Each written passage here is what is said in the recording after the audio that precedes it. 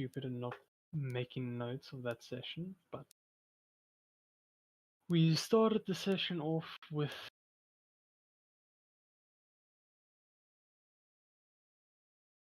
our original players. I believe you guys were still working on your griffins, or one of the last griffin that was there, and more or less talking amongst yourselves. It wasn't a very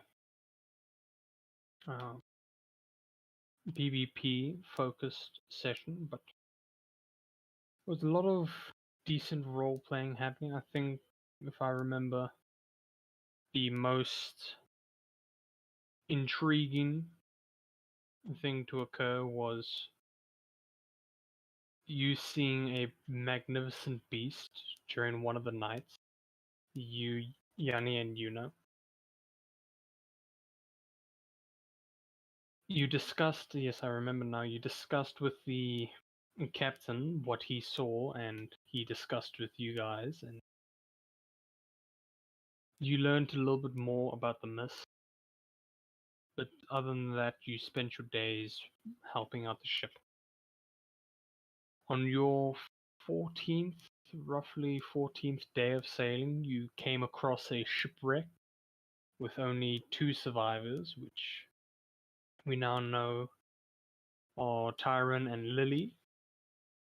You were able to meet them, ask them a few questions. They divulged the information that they were willing. But other than that, you didn't really get much from them. After that day, you kept sailing, sort of heading towards a storm. You, Yanni, you were trying to help Hero with her sort of trauma, but a method of doing that was to continue with your lesson. While heading to the storm, Lily and Tyron were not very eager to enter it and convinced the captain to sort of wait a little bit. And so after an hour of waiting, the storm had gotten weaker, but eventually you weren't going to wait anymore. And so you guys continued on. The waves got rougher as usual, or as expected, and the wind started to pick up with rain dropping down onto your faces. It was not until you were at least a decent way into the storm that you started to notice sort of red flashes up in the clouds. Not really like lightning, but sort of illuminated by the lightning. And the most unnerving thing was that these flashes, red flashes, were getting closer and closer before suddenly you saw that they were no longer sort of flashes, but rather mists, and that these mists have come aboard your ship. I would like you all to roll me initiative.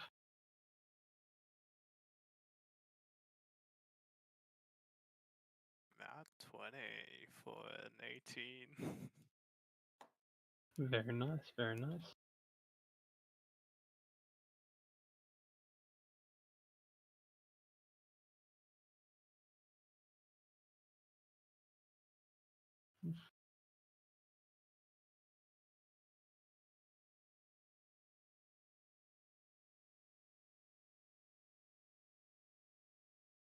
Alright.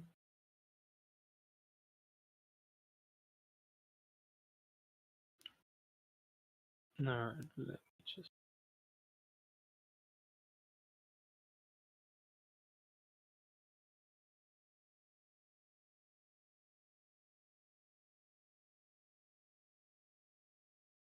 Hello, where's Lambus? He's not. Oh, he's muted.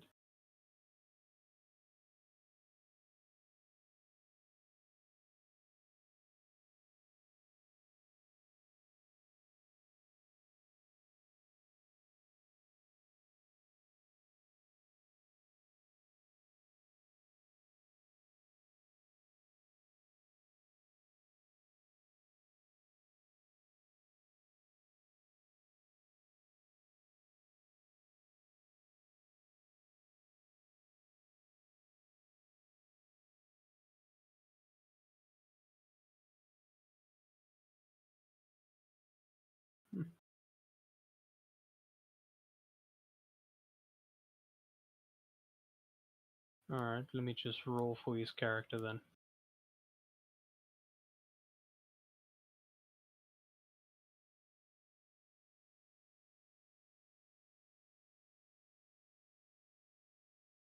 There he is.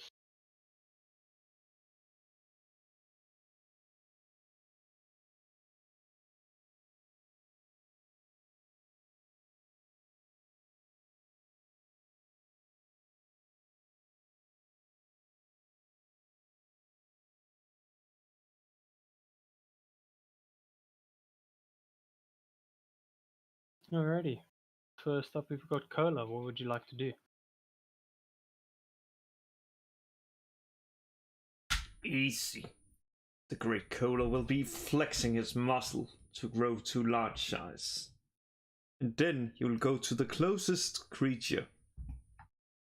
And he will introduce it to his short sword. Alright, go ahead, roll me to hit. Ooh. 17 does hit, yep.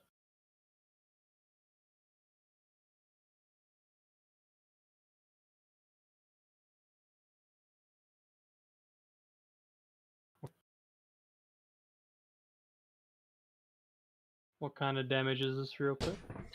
It's piercing damage. Alright.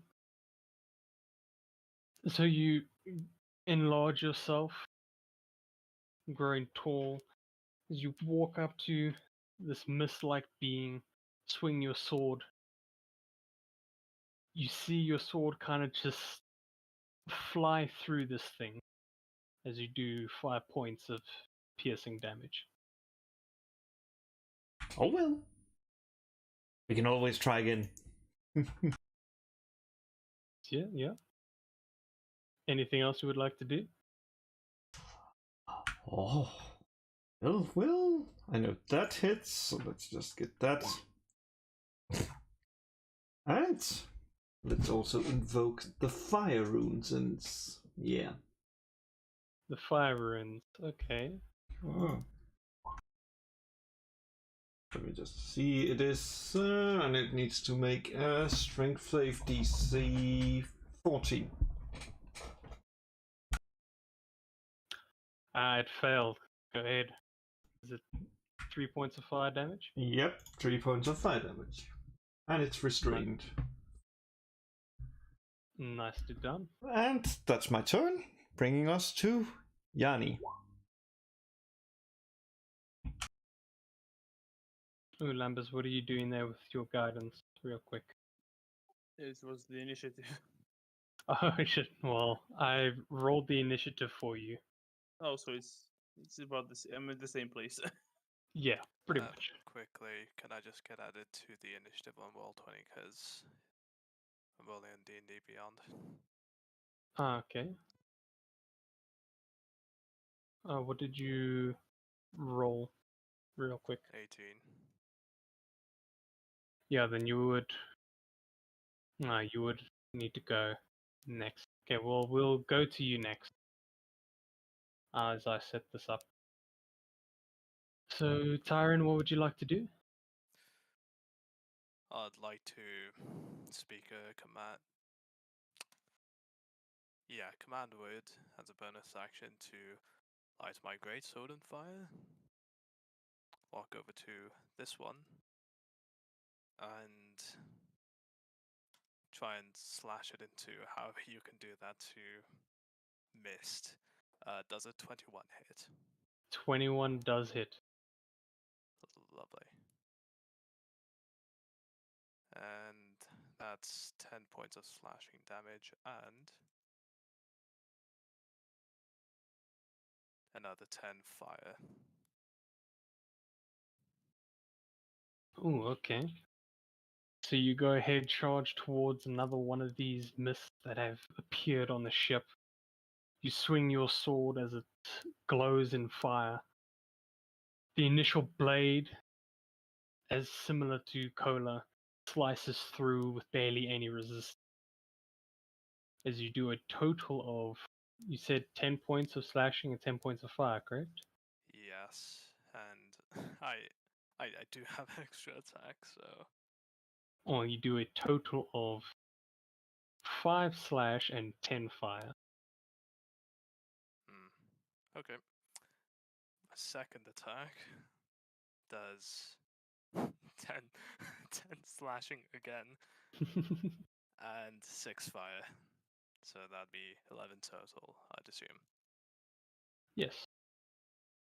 Lovely. Alright. Nicely done. You quickly go for another swing at it. Noticing that the fire is doing more than the actual blade. It's looking pretty bad.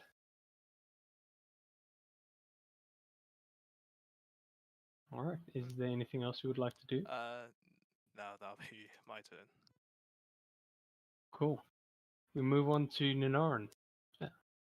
No, Yanni, sorry. Fuck. You're fine, you're fine. I'll use my bonus action to initiate the Blade Song and rush up 45 feet all the way opposite to this mist. Try and finish it off as quickly as possible. Let's see. Okay, I'm assuming that's going to be a hit. Yes, 26 does hit. It's going to be that. And the Booming Blade damage.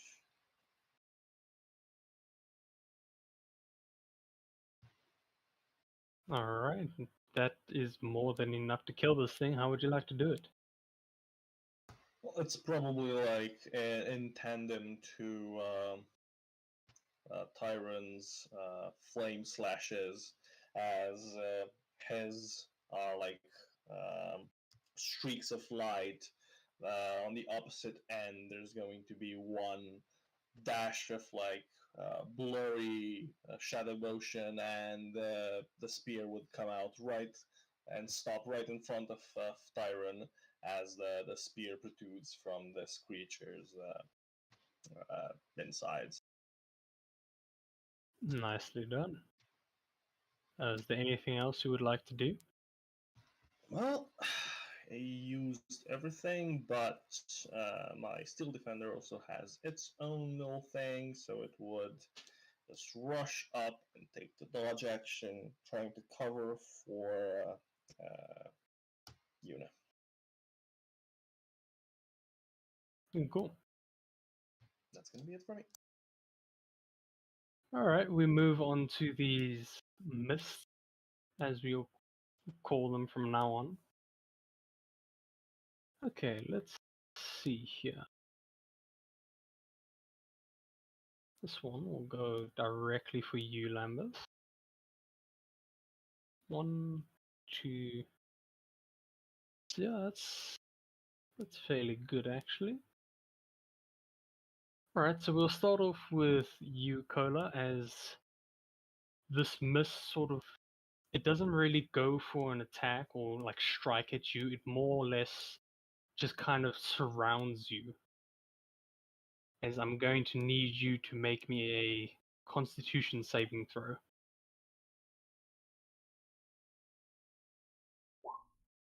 $22. Alright, let me just see. And it also takes 8 fire damage at the start of its turn. Ah, yes. Does it need to make a throw of some kind? Let me just see this something. But nope, it seems that it cannot repeat it. It seems that if it fails the initial, it's for 1 minute. Alright. 8 points of fire.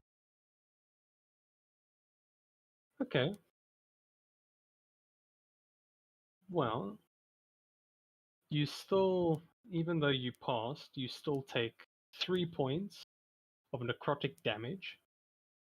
As you see the fire that you have done or dealt to this beast sort of slowly lessen in severity as this beast almost seems to regain a little bit of itself.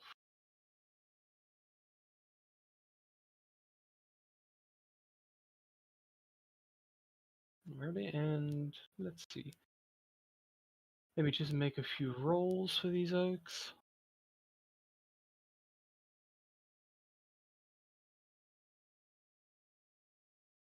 Oh, that's not good. That's not good for them.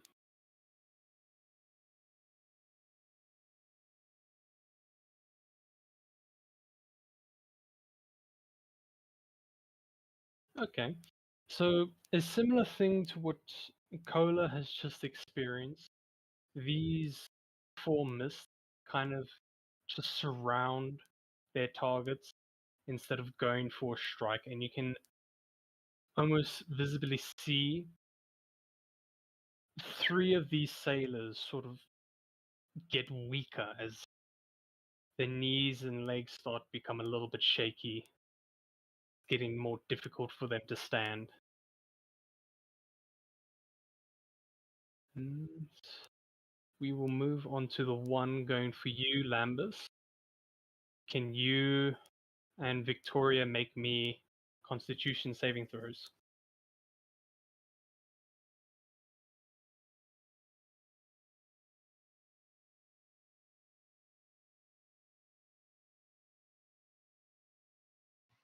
Oh, it would be a 10. All right.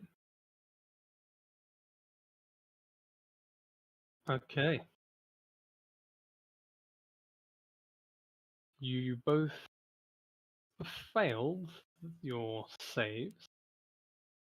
So, Lambus, you will take 7 points of necrotic damage as this thing envelops you almost. And Victoria, oh, it's a construct. It already passes. Shit. Alright. Well, So, Victoria doesn't take anything. And with that, that will be their turn. Lambus, what would you like to do with Yuna on deck?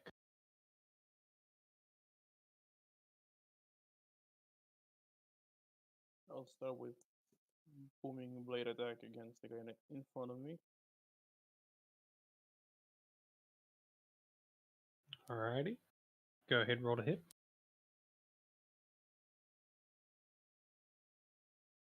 Okay, it didn't list correctly. I didn't roll to hit. Roll to hit first. Yeah, you need a roll to hit. 26 hits. Yeah. For both of them. So 6 damage. So 10 damage, and if he moves, it will be an extra 7. Alright, can you just specify the damage type for me real quick? 4 thunder and 6 magical bludgeoning. Okay. It takes 2 thunder, but it takes the full magical bludgeoning damage. Okay. So a total of 6 damage. No, it was 6 bludgeoning, right? Yes, Yes. 8. Thank you. Bonus action, I'll summon my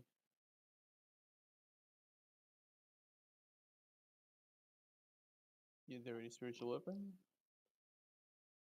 Alrighty. summon it behind him, and attack. Right there.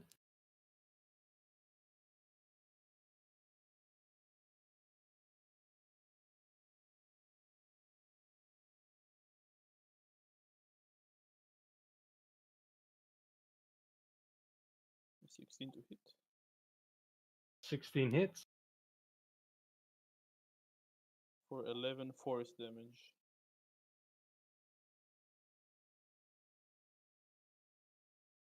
Alright.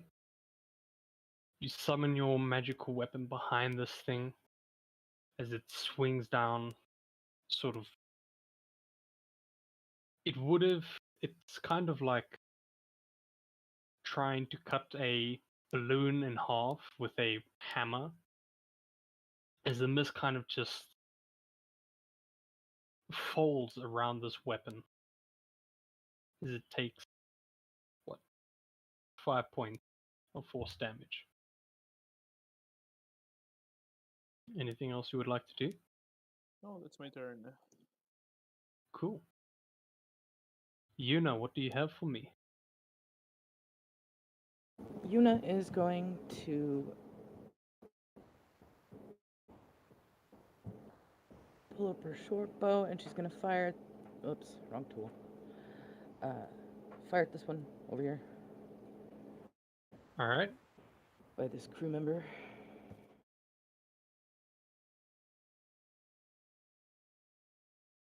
That sucks. 11 does not hit. Doing well today. And she'll stay right where she is, so what's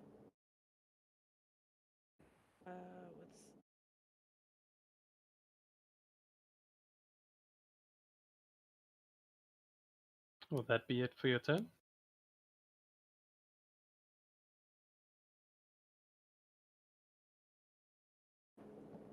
yeah, for now. Cool. Move on to Nokia. Let me.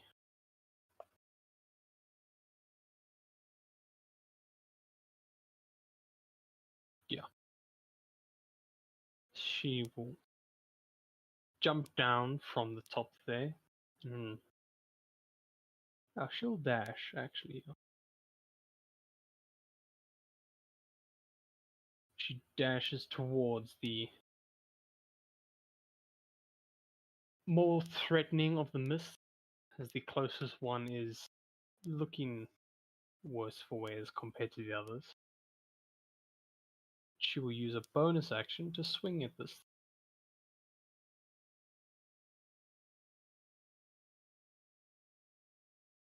And she just hits. Lucky her. As you guys can see, Nokia sort of pull out a very large greatsword from her back, kind of swings down onto this thing. Unfortunately, not doing too much damage. 5 points of slashing damage.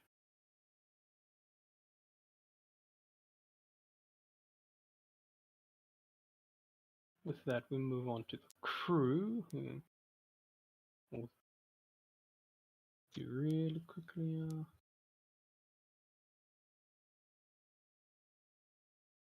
Oof. That's not good at all. Sadly, not a single one of the 4 crewmen hit their miss, as they appear to be far weaker compared to what the miss or what they were before these things appeared. So with that, yeah, we'll move on to Tyron.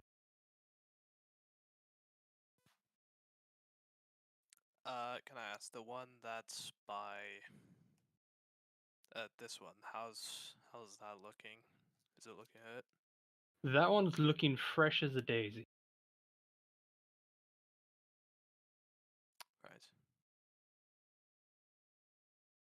Then once more, I'm going to hit it. Go ahead. I assume a 10 does not hit. No, a 10 does not. Well, good thing I have 2 attacks. You know what? I'll just use a channel divinity and make that 23. Alright, 23 hits. Alright, that is 17 slashing damage, Ooh, very nice. 11 fire damage, and I will use a spell slot. I'll use a divine smite, and what is that? 2d8 radiant. Alright, go ahead. 7 radiant. Ooh.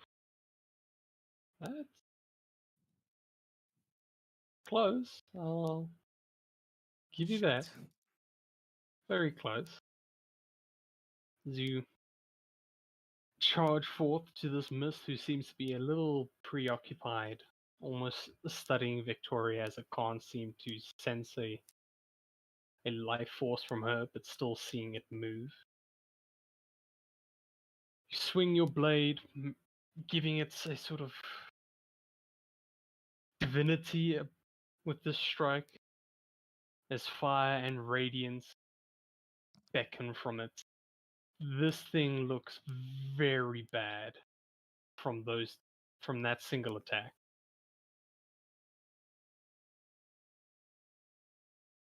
Anything else? I don't think so. All right. No, that's it for me. Move on to you, Kola. What would you like to do? Simple. Smack what is in front of me. Go ahead. What is it? This is the third 17 in a row.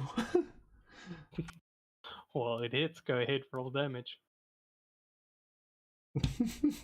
And that is exactly the same I rolled the last time. Let's see if this is also a 17. Nope. It's a 16. Oh, And it's... Oh, that's better. That's even better. yeah, that is. So that would be a total of what? 13? No. Yes. Yeah, sounds about right.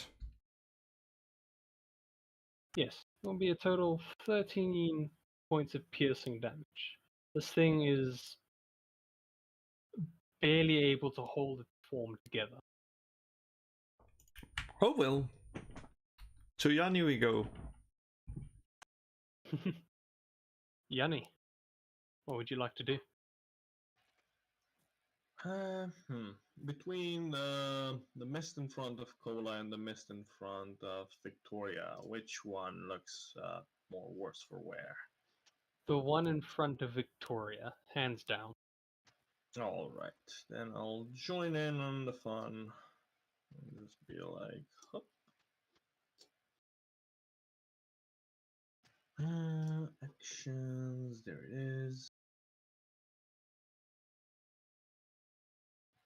Pretty good.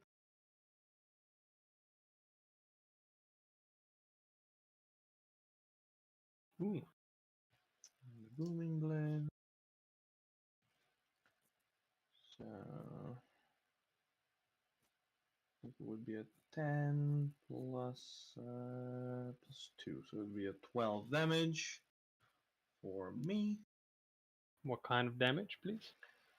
It's going to be 10 piercing, magical piercing, and 2 thunder damage.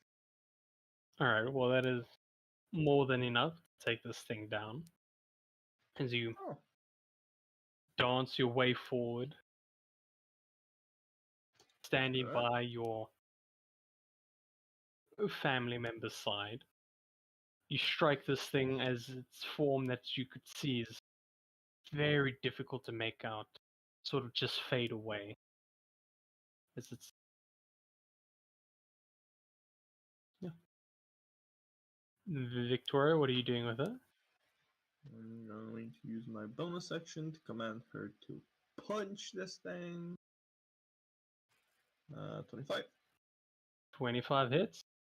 for 3 force damage, and she will end up her movement right over here, trying to protect the Sarako. Alright. You- Just Victoria charges. She does the best thing that she can, tries punching the mist, but her hand just kind of slips through, not really making contact with anything. With that, we'll move on to the mists. Haha. Right. Starting off, Kola, Lambus, make me Dex Constitution saving throws, please. First, the one in front of me takes 12 fire damage. Alright, never mind. As the one in front of you sort of just burns away as the fire takes hold of it. Nicely done. Lambus, I'd need you to make me a constitution, please.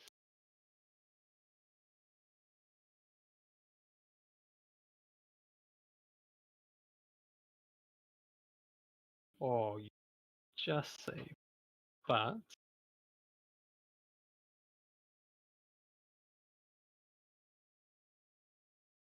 okay.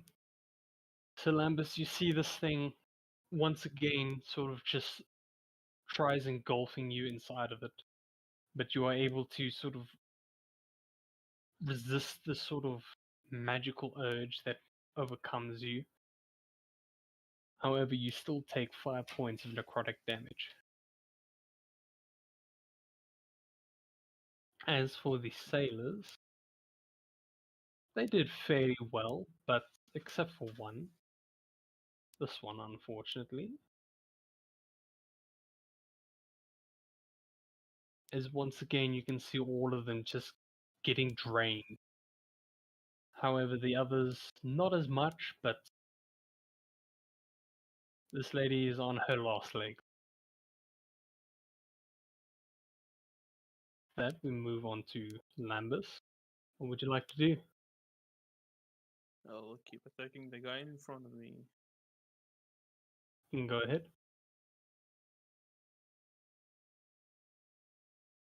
An 18 hits. for 12 magical bludgeoning. And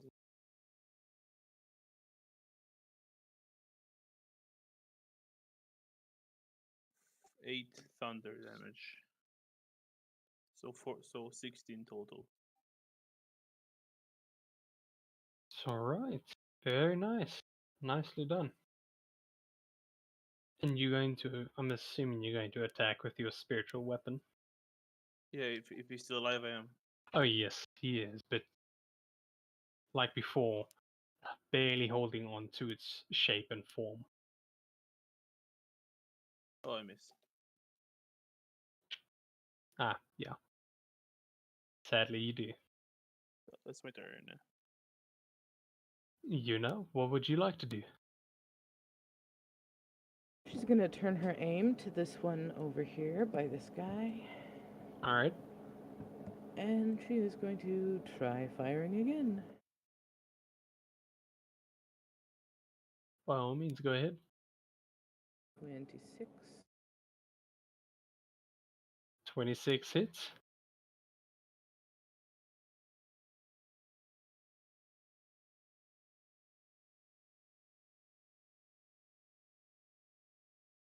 So 9 piercing and 9 sneak attack. Alright. You do get your... No, you didn't actually sneak, But the enemy is engaged. next to an ally, yeah. Hold on, let me actually read something real quick, because I think it has something to counter that.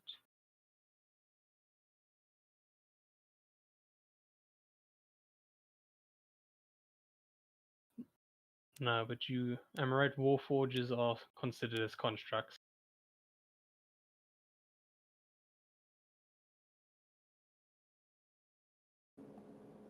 I think so. It's been a hot minute since I've even looked at this information.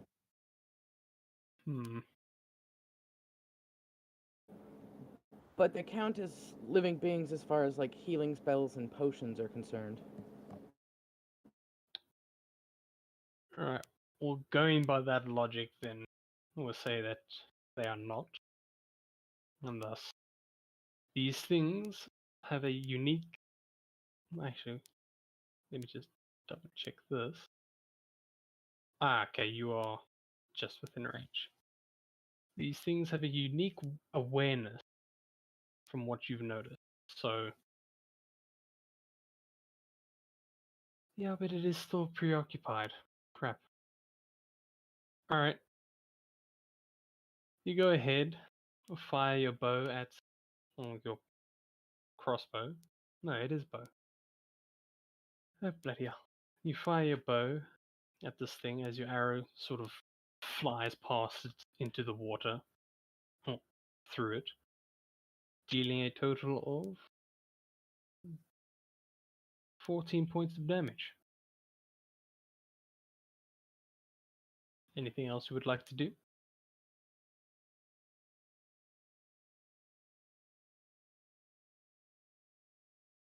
No, that's it.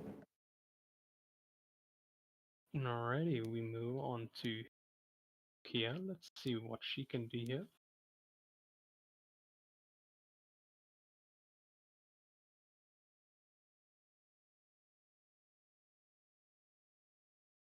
Oof. Out of her 2 attacks with her big greatsword, she only manages to connect with 1. And then again, it doesn't really look like she got a good spot of the miss. Sort of a little too low with the blade as it flies past, only dealing 6 points damage.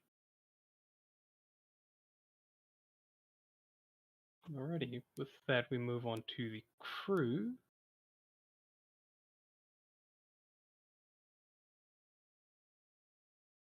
Let's have a look here.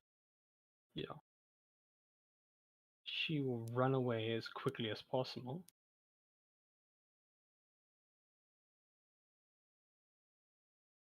Now, these things don't actually have an attack, so can't get attack of opportunity.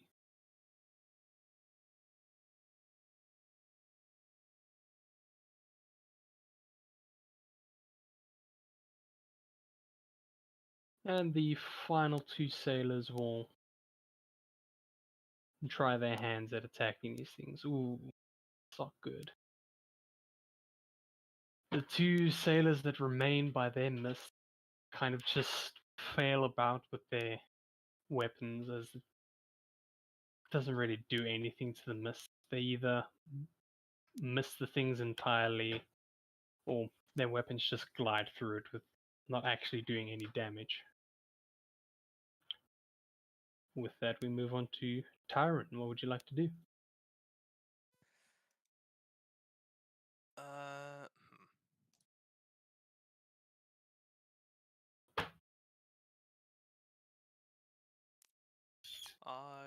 I'm gonna approach the other side, and I'm going to cast.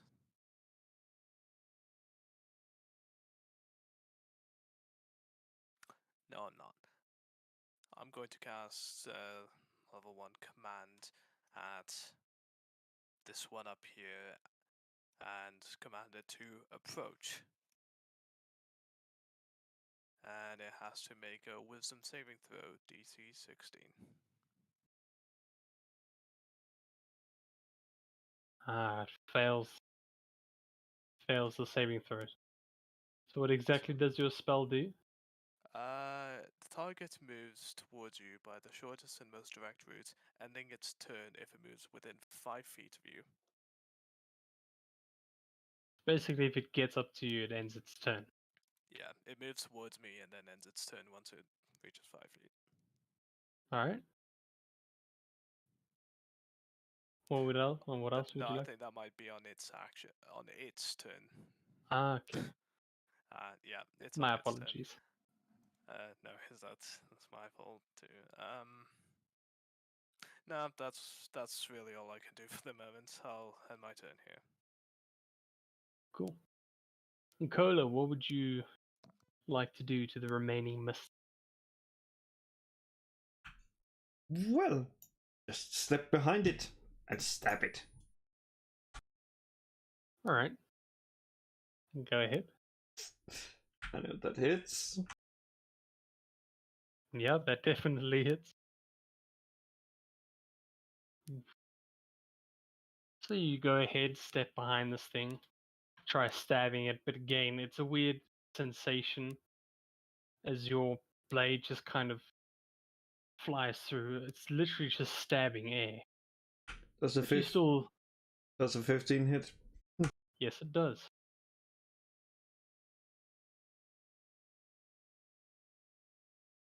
Okay, better.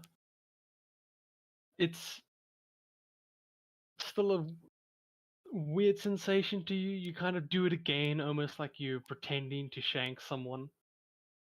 But yeah, you do a decent amount of damage. What's that? 12 points of damage. Anything else you would like to do?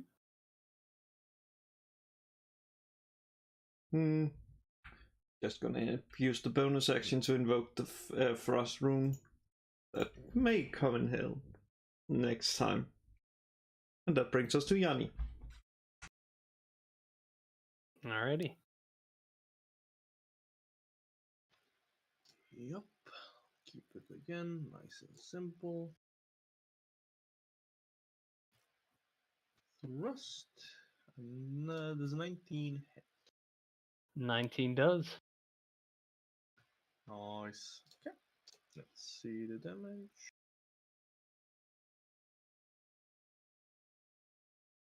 Ooh.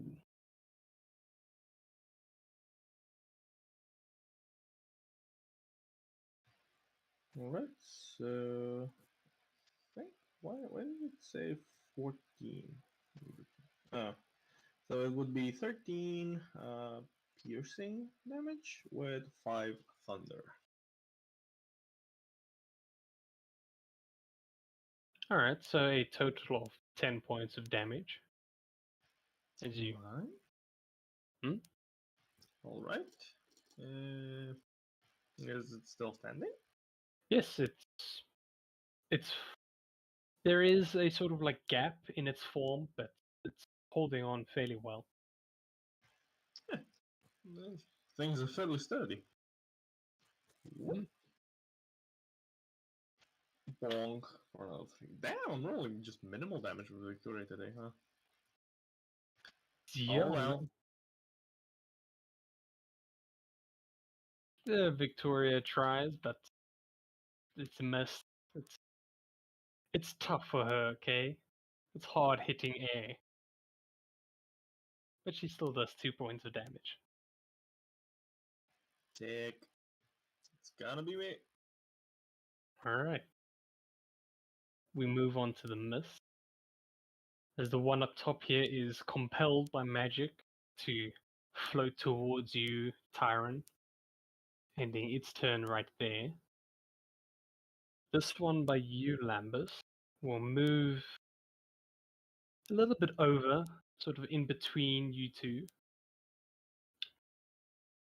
And so I'm going to need Yanni and Lambus to both make me Constitution saving throws. Yanni, you're gonna either make me 2 or rely everything on 1. I'll give you just 1. Alright. Come on, buddy. Okay. Oh, oh, forgive my eagerness, but yummy.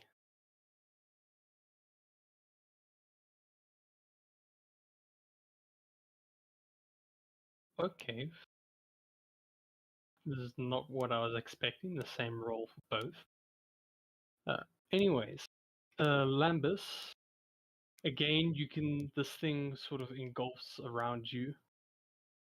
However, not fully, as you can see part of its form sort of going towards Yanni. You, Lambus, take 5 points of necrotic damage. Yanni, you take 20 points of necrotic damage. Sheesh. And with this, Lambus, you see the one that you've been attacking, its form kind of regenerates itself. As it's looking fairly healthy again.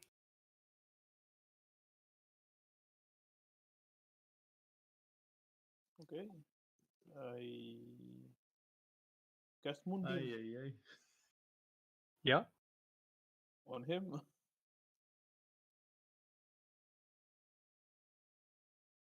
Sorry, please repeat. I cast a Moonbeam on the guy next to me. It's to make a con save. Okay, let me do the real quick con save. What's the DC? 15. Ah, it got 18. Oh man. Let's see. It's not a shape changer, I assume. It is not, no. So it takes half of 3d10.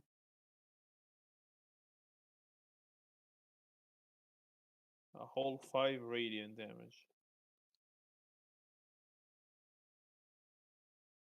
Actually, it takes the full radiant damage. Yeah. And I smack him with my hammer. Go ahead, make me 18.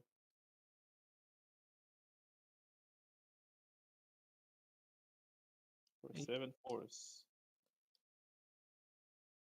Alright. That's the moment it has its form, you shut it down complete. As it's now back to its original, barely holding on kind of state. And that's my turn. Cool. Yuna, what would you like to do?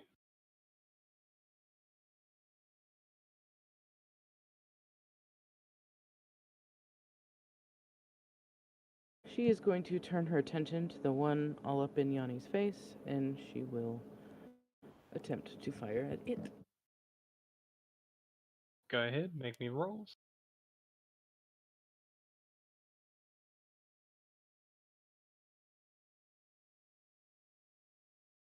"13 just hits." Ooh.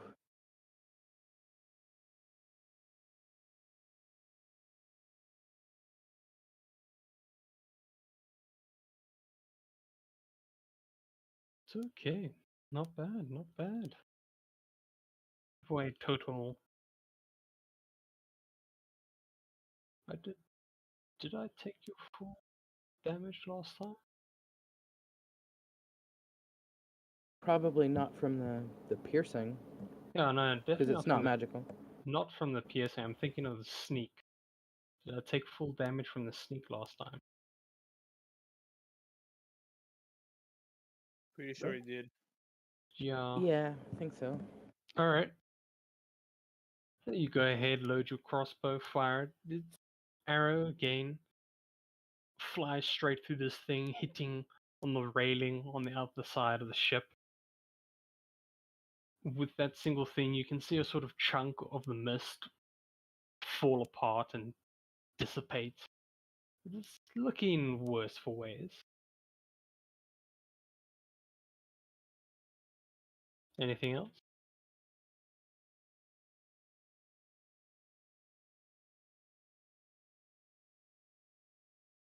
No, that's it. Alright. Let's just move on to Nokia. Come on, do something good now. You. It would seem the illusion of the mist are not doing her any favor. As she goes ahead, tries and swings to the side, but the mist kind of just sort of ducks down, dodging the blade twice. She's not happy with her action, and neither am I, to be honest. Alright, moving on to the sailors. Yeah, that one's fine. We'll go for the 2. Oh, okay, that's interesting. Both sailors who are still occupied with the mist swing their weapons and they hit, but not doing too much to their respectiveness. However, it's something, I guess. Alright. Tyron, what would you like to do?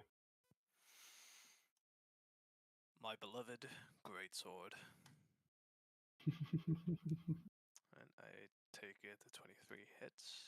Yeah, most definitely. Lovely. That is 15 slashing and 4 fire. Is it still up? That would be 7 for. Yes, it is still up, but holding on.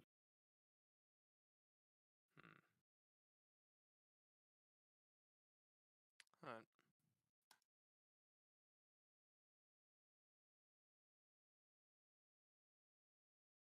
"14 slashing and another 6 fire." I'm hoping that puts it down. Yes, how would you like to do this? Lovely. Just it seems unremarkable until the final blow, and it just bursts into flames like gunpowder floating in the air. Mm. Nice, nice. Anything else you would like to do? Yeah, I'll move to help out Sailor Buddy down here. Or someone. Cool. With that, we move on to Cola. What would you like to do?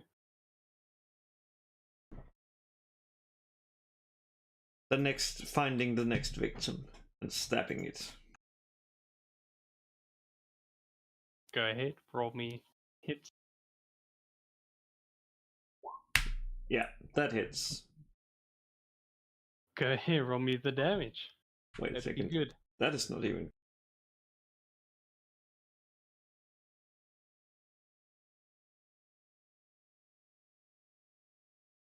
Let me just see.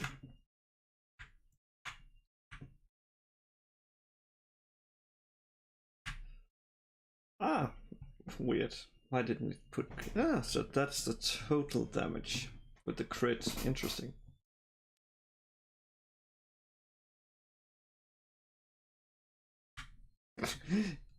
I'm scared to ask. Does a 14 hit? 14 just hits.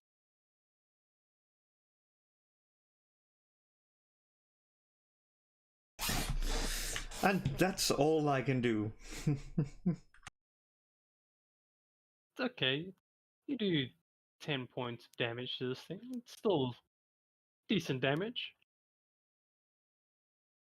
So, yeah, it's not looking too good, not looking too happy, as its form is struggling to, well, beginning to sort of break apart. Yanni, being surrounded by the two myths, you felt firsthand the draining essence that these things possess. And I most definitely don't want to feel that again. Alright, Buddy. There we go, 25. I want to strike at the one between me and Lembus. alright, go ahead.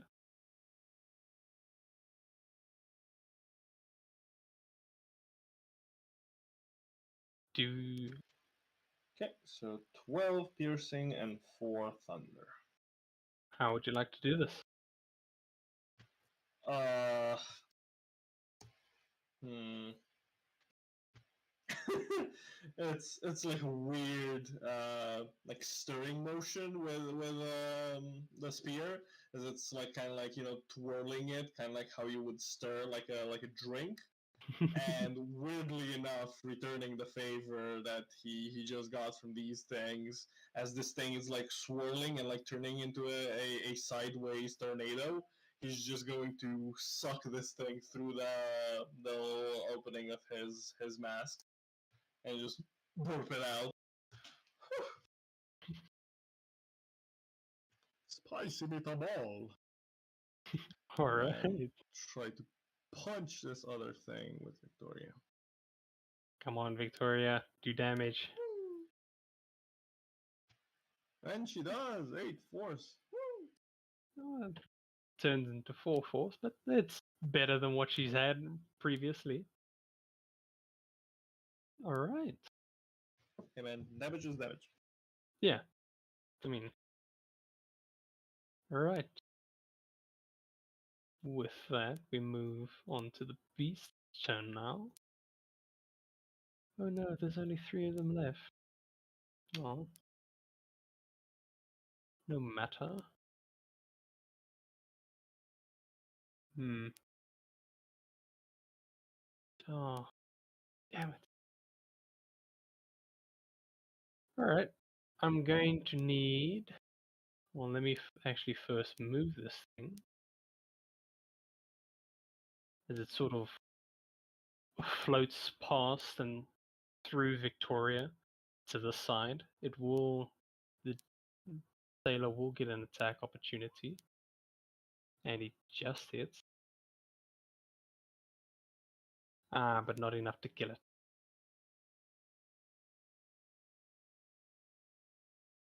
Alright, so I'm going to need Kola, Lambus, Tyron, and Yanni to make me constitutions, please.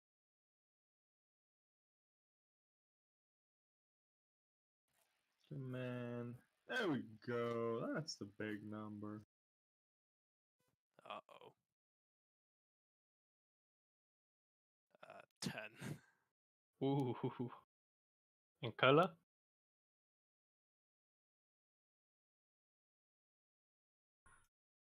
So that's 22 thanks to the ice rune, the frost rune. So should be fine. Yeah, don't worry, you're safe. Let me just make for the sailors. Ooh, that's not good. Alright. So, by sort of magical means, even though these mists are barely holding on, they're able to sort of increase their size and engulf all those who are nearby them. As Kola, you take 6 points of necrotic damage. Tyron, you take 15. And Lambus and Yanni, you take 3. Tick. Ouch. Yeah. Hold on. Unfortunately, Kola, the sailor that you're fighting with, was not strong enough at this stage, and thus you can see his life sort of being sucked out of him as he falls to the ground limp. And like the cost he is, has pretty much helped this beast regain back to its full strength.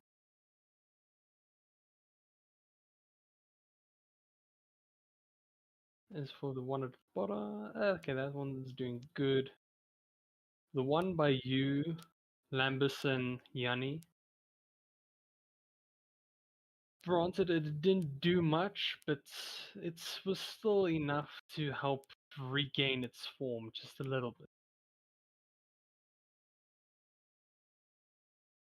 Alright. With that, we move on to you, Lambus. Yep. I'll. Let's see.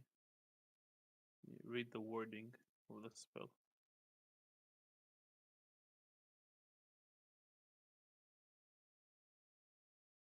Okay, so I can just move them through people and damage them. I have to actually move in them themselves. I'll move the moonbeam up here. Alright. Visit everyone. Yeah. And on his turn, he'll have to make a save. Cool. And I'll move the spiritual weapon to the guy next to me and attack him. Alright. Let me just do that real quick. 25 for 6 force damage.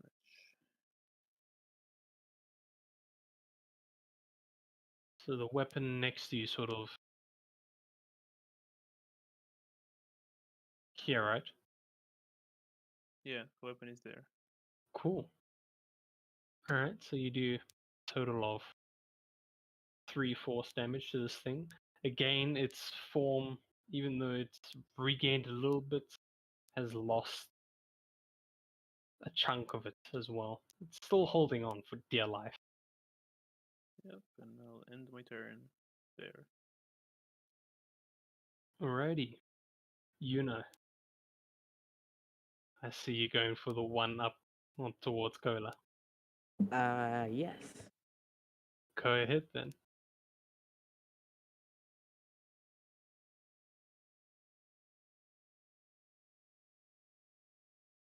27 does it.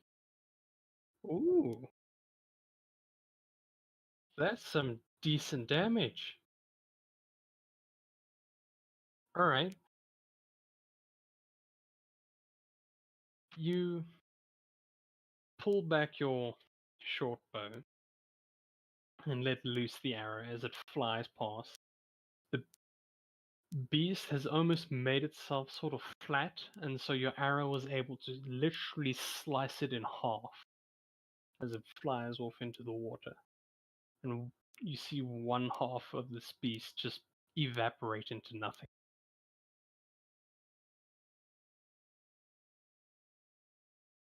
Anything else you would like to do, Yuna?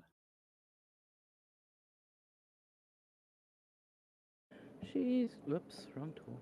She's going to move a little more into the middle here, and that'll be her turn. Perfect. We move on to Nokia. Please. Nokia is not having a good day. She has been drained a little bit and is struggling to keep her feet in the storm. But she still manages to hit this mist once. Deals. Oof. Doesn't do that much damage to it, unfortunately. As it looks like it barely took anything. Then we've got the sailors. This one is going to run up to try and help you, Tyrant.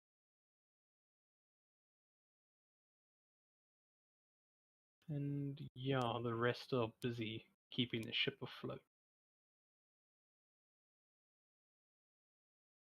Unfortunately, he did not make it, as he sort of trips on his way, and thus cannot help you this turn.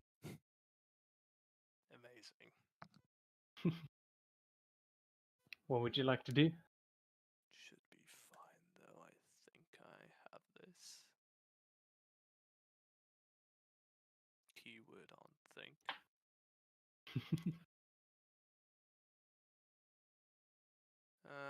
11 slashing, 5 fire. Alright.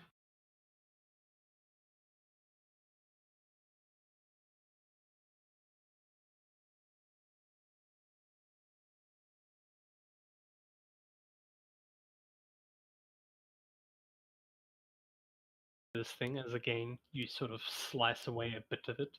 It's still holding on fairly well. Alright then, another one. Does 16 hit? Yes. Okay. 13 slashing, undamaged.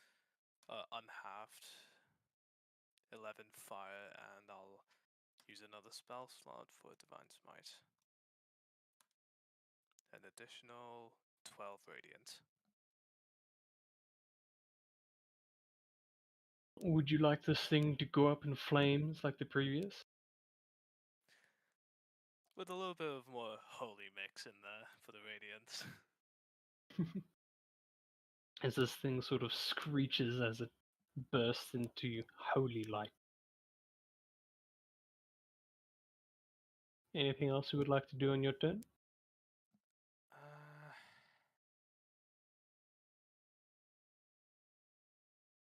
Well, I'll just move here to be a helping hand.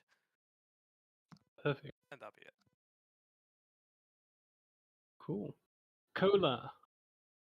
This beast in front of you regained all of its health and then suddenly got sliced in half by an arrow. Assuming you're going to stab it. Stab, stab. 15 hits.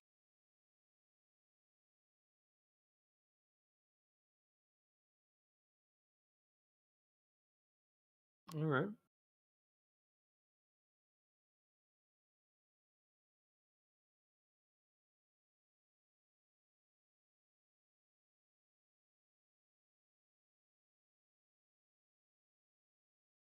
for a total of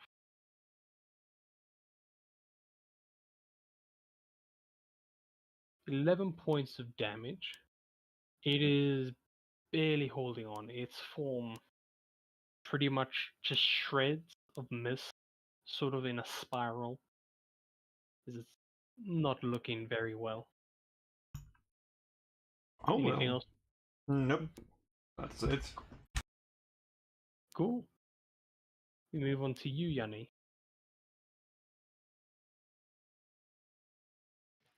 Alright. I am flanking with Lembus, so let's try to finish off this patch of mist.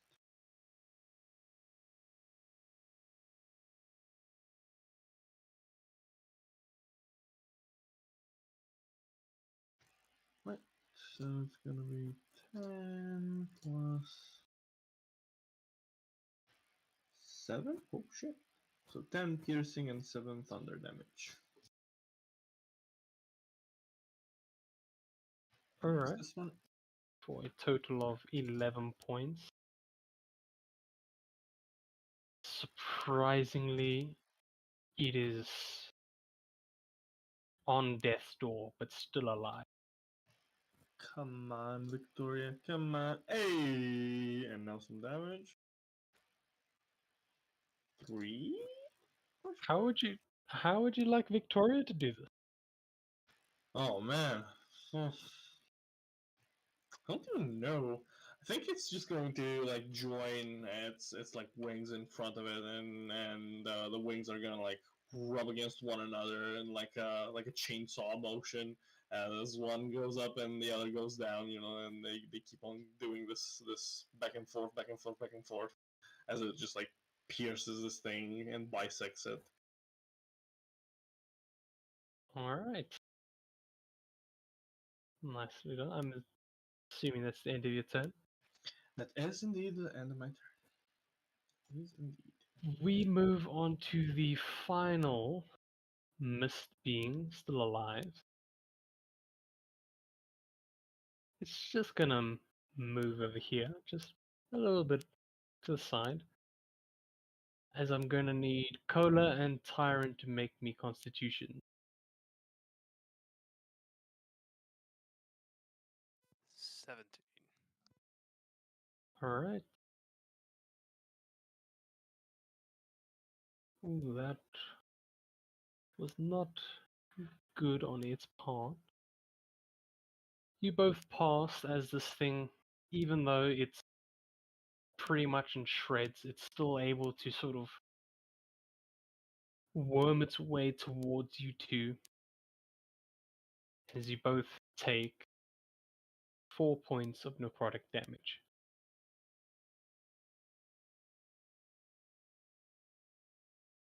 With it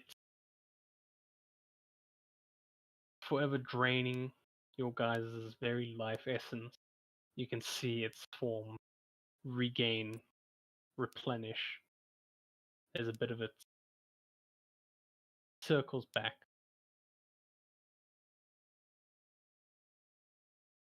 Then we okay, so it moved 5.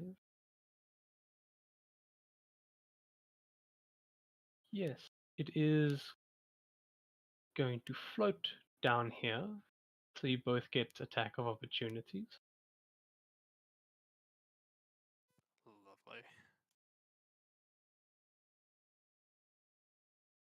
That's a 14 hit. 14 does not hit. Cola? Does not hit. No. Surprisingly or not, this thing lives. Well, as it floats away, you both go ahead trying to swing at it, but it's just a little too fast for your blades to reach. That moves us on to Lambus. Oh, wait, did it go through the beam by any chance? It was here. No. No, it didn't. Okay, then I'll, let's see, move the spiritual weapon to it and attack it. Alright. I'll draw just now. Go ahead, roll me attack. 26 for 10 force damage. Alright, you go ahead. Move your spiritual weapon as it goes. Smacks into this thing. And then I smack it with my hammer. 18. Yep. It's 8 bludgeoning, and I have to add the booming blade. So 3 thunder and 8 bludgeoning. Magical. How would you like to do this?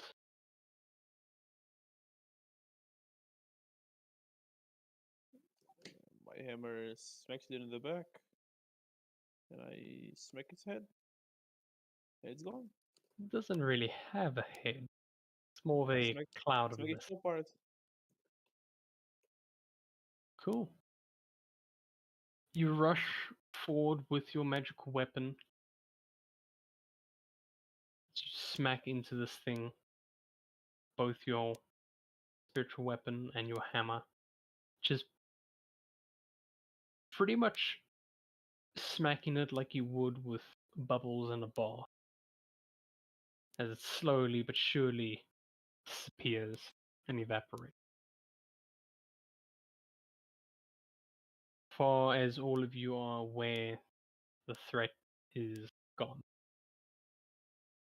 What would you like to do?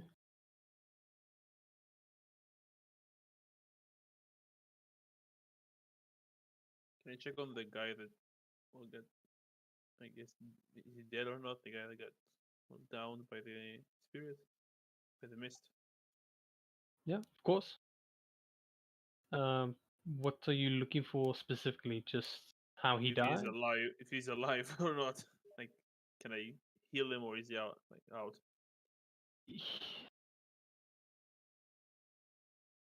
Let me do a quick roll, see if he's alive. Yes, he is alive, but he looks very malnourished. Almost as if he's been starving for weeks on end. Let me just bring him back to the... There. I'll give him a cure wounds.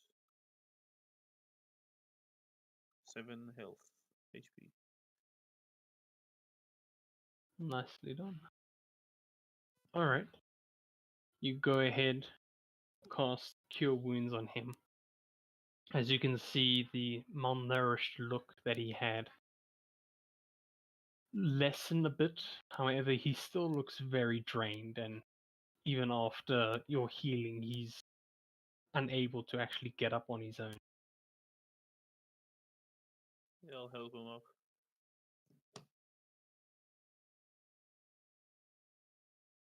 Alright. You help him up, I'm assuming taking him down underneath where it's safe.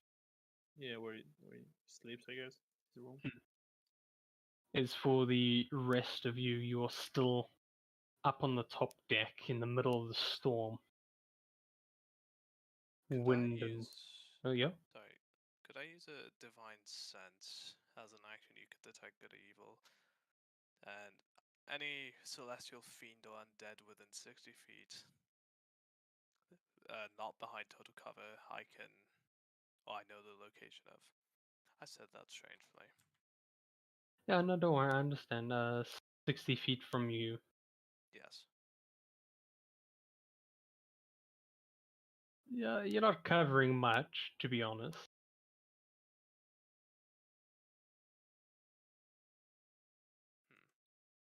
Yeah, I'll say you can do it.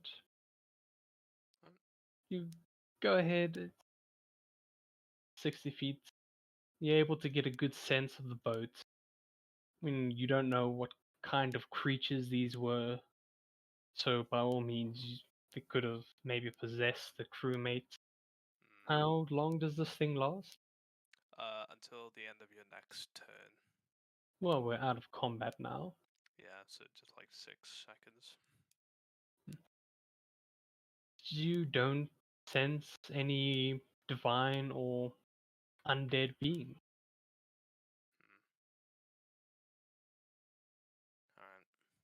Alright. Is there any other crew members injured that I could see? Or just anyone? Yes, we have Al next to Nokia down here, as well as the sailor who ran up to the top.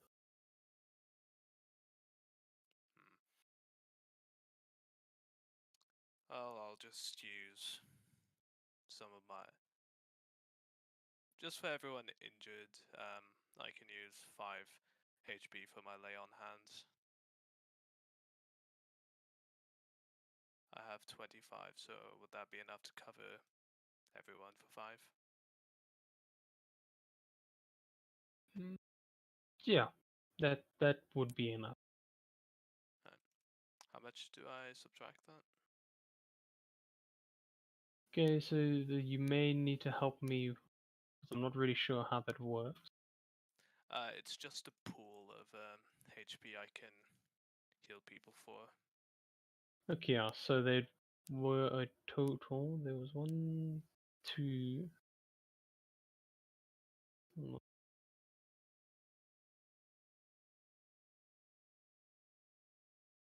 Okay, yeah. There were 1, 2, 3, 4... 4 sailors who looked injured, so to say. So if you want, you can take 5 HP for 20 points. Yep.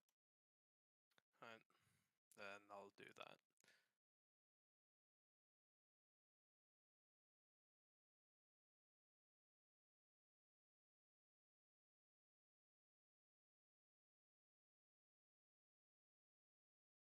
Alright. So you guys are in the storm now. Doesn't look like it's going to be giving way anytime soon, as the waves and wind crash into the boats and sails. You can hear the hull creak and moan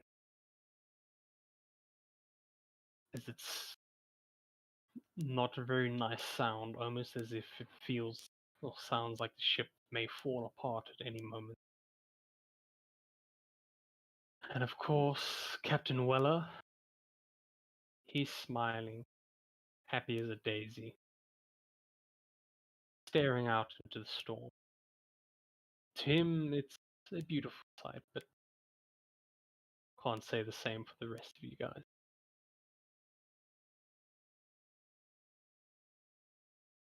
Is there anything you guys would like to do before we continue?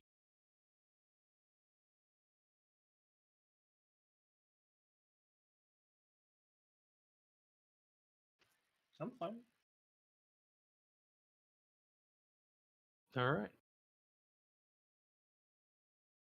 Well, with that, we continue on with the day as the sailors do their utmost best to try and battle off the storm, or battle through the storm. You guys do help here and there, although you do find at some stages you are getting more in the way than actually helping, and thus decide to back off for a little bit.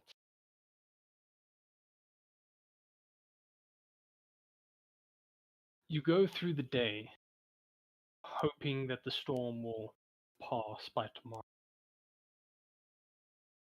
But when tomorrow comes, you still hear the creaking and groaning as the waves are still crashing against the ship. The sailors have had an all night trying to still sail through the storm as it's still there in the morning. And it only seems to have gotten worse. However, you do see a change in the storm. As before, it was still rain, heavy rain, with lots of lightning and thunder. It is worse, not in terms of lightning strikes. It's more of the temperature. As you can feel the very air around you guys significantly colder than before.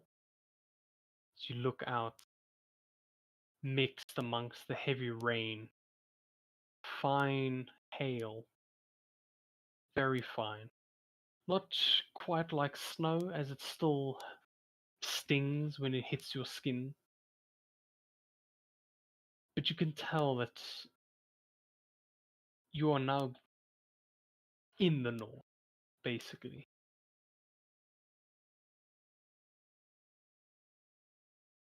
If you would like to do anything this day, by all means.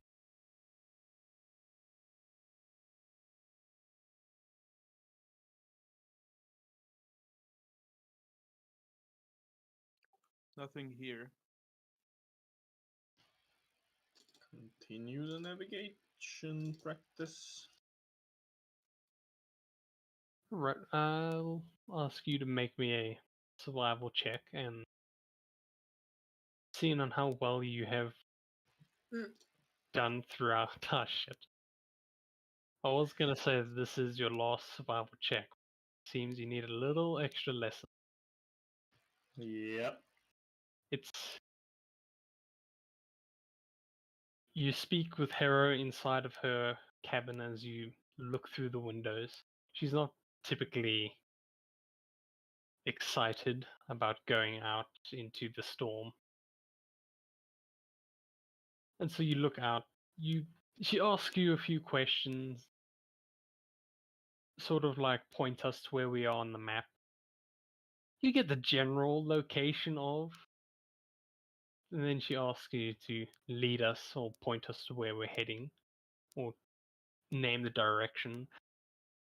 You assume you're heading north, but in actual fact you're heading north-northeast, and she's very particular in her directions, and thus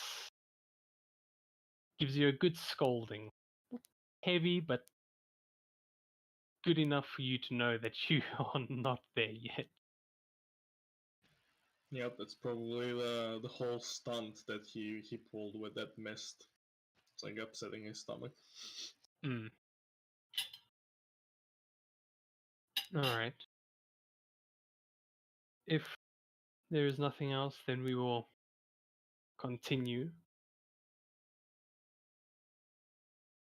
Throughout the day, the storm has not given, and neither have the sailors, the determined bastards that they are, tired but still fighting through this thing.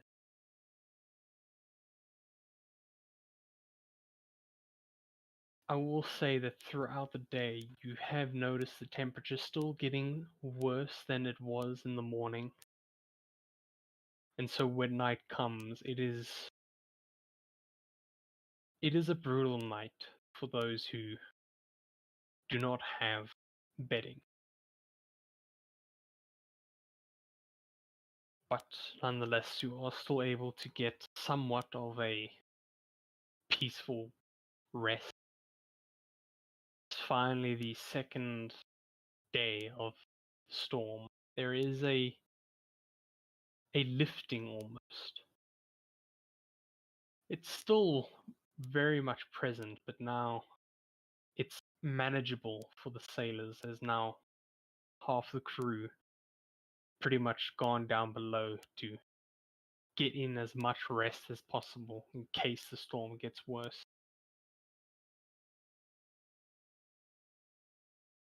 However, the rest of the sailors that you see on top in the morning are still struggling, as they know they can't leave the ship unmanned. Captain Weller is looking chilled, as you can see a bit of mist come from his breath, but he still has the crazed smile on his face as he's inspecting the deck, walking back and forth. He passes you guys and gives you a nod and mentions, well, at this rate, the storm had given us quite a boost, and it looks like we'll be there in 5 days. So, lucky us.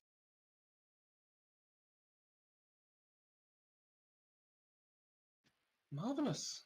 Can't wait to get my feet on solid ground once more.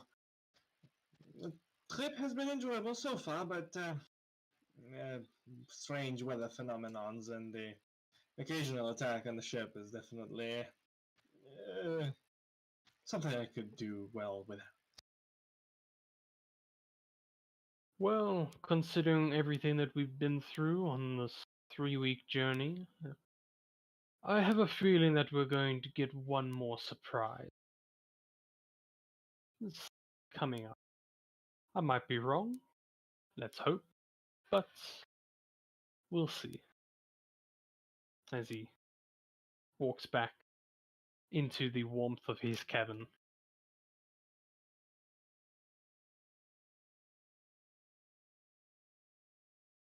Again, I will ask you guys if there is anything you would like to do on the second day.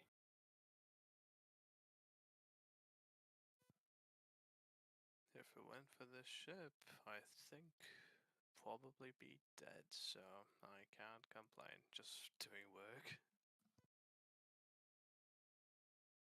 Quick question about the spell. Lemon's tiny hut.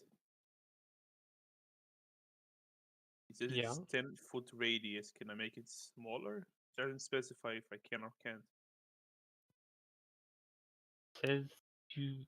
Okay, explain to me this hut spell. I create. I'll send it. Okay, let me have a look here. Lemon's tiny hut, a 10-foot immovable dome.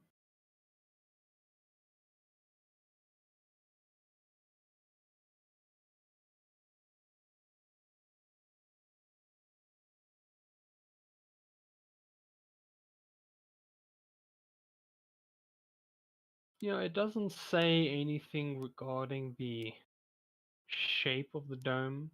However, if it's 10-foot radius, I'm automatically going to assume a 20 diameter circle kind of dome. Which Okay, then it's too on the big. ship. It's big, and I just read that if I leave it, it ends. So never mind. So you're not gonna cast this thing. I wanted to cast it on Tyrone's room because they don't have any bedding, and it sets the weather like it sets the weather to dry so they won't feel the cold. Alright. You do that on their room, and they are. Yeah, but It's- I have to sleep with them for it to stay. Oh shit. Well, you can still do that. Talk to the captain, he can make an arrangement for you.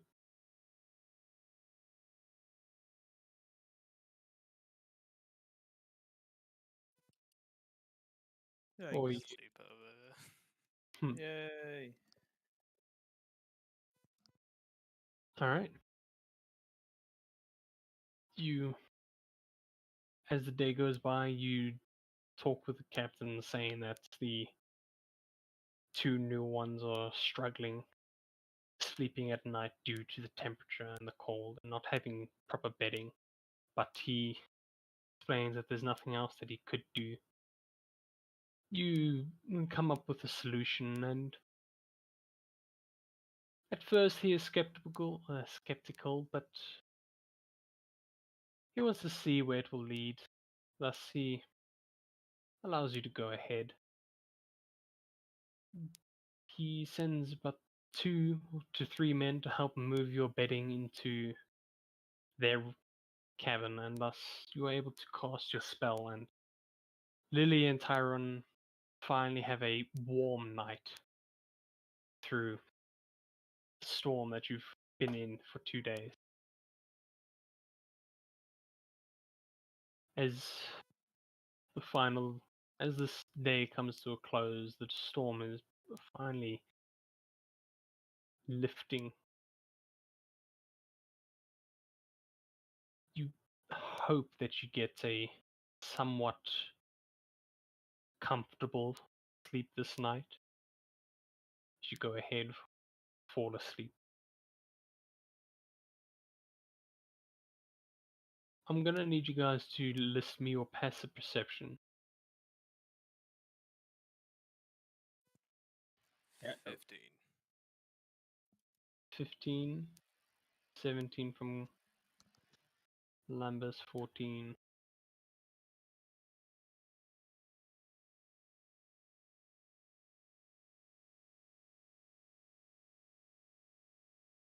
Alright, wow, okay. Lambus, Tyron, and Yuna, when you wake the next day, you instantly notice that you don't feel the rocking motion of the ship. It doesn't feel like you are in motion at all. But you can still hear the wind outside. There's a bit of snow is actually starting to seep in through your cabin windows.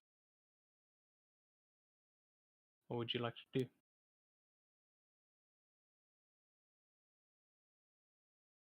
So grab my equipment and head up deck. I think I'll join. Yeah, Yuna's gonna nudge Yanni and be like, doesn't seem like we're moving, brother. Shall we go see what's up? How? Oh gods, not rocks again. And you'll like get off his ass and join in as well on the deck of the ship. Alright, you all make your way to the top of the deck. Surprisingly, when you get there, you don't see the sailors are in a sort of panic as they would be with rock. You look over the deck and you see that your ship is just completely surrounded by ice. Sails are completely pulled up as the captain seems to witness you guys come up. It's like, glad you guys can come up and see the predicament we are now in.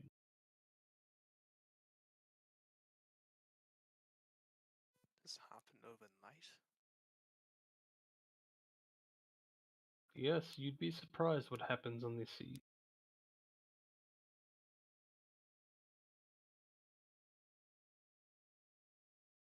Hold on, let me actually... Oh yeah, continue. How thick is the ice? Do you know? Well, if you're willing to go down and test for us, we dropped an empty barrel up aboard, and it seems to have stayed. Hasn't broken through, so we're assuming pretty thick ice. Yeah, I'll head towards the front of the ship. All right.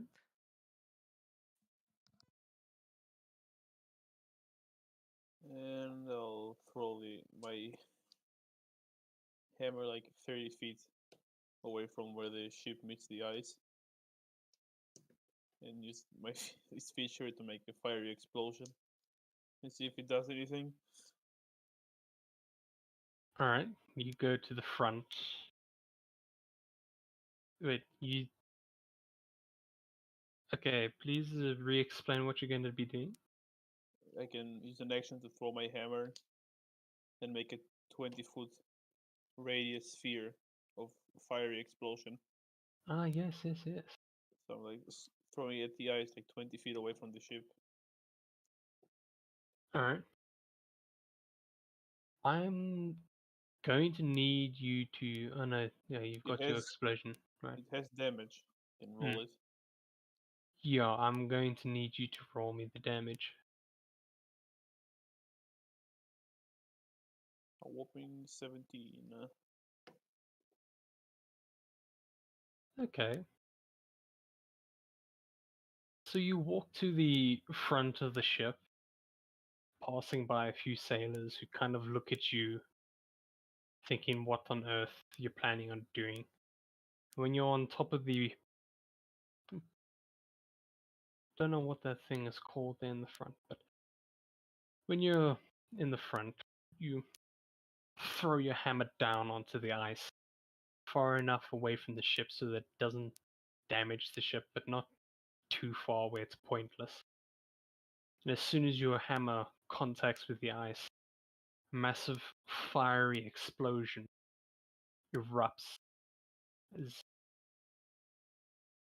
the very shock wave of this explosion sort of cracks the ice quite a bit away, about 100 feet in all directions, as the 20, or as the fireball by the hammer has just completely melted the ice.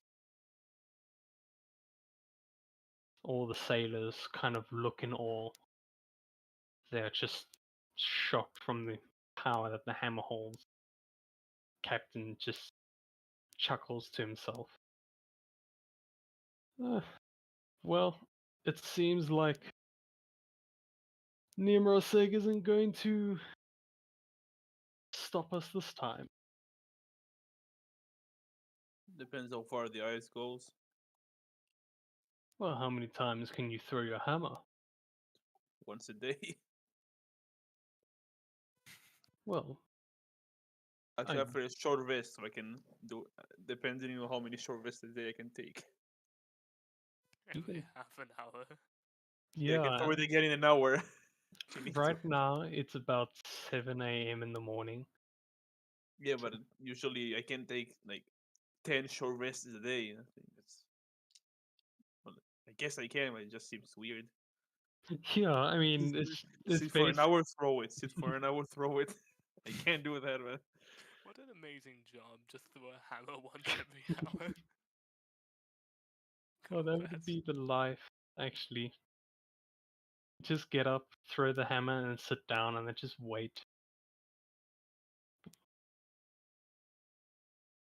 Well, we can do what any normal ship would do and try and break the ice from on the floor, digging at it, hacking at it. We can do that, but the progress will be very slow. So it's either that, you throw your hammer, or we wait.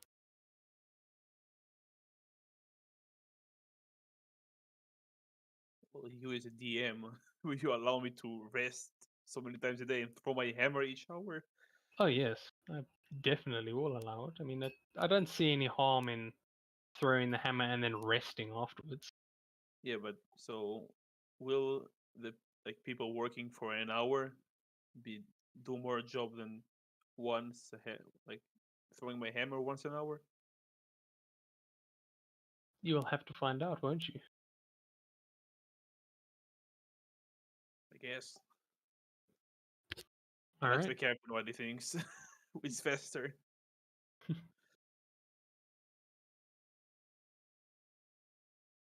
I mean, if anyone else has any other ideas, by all means.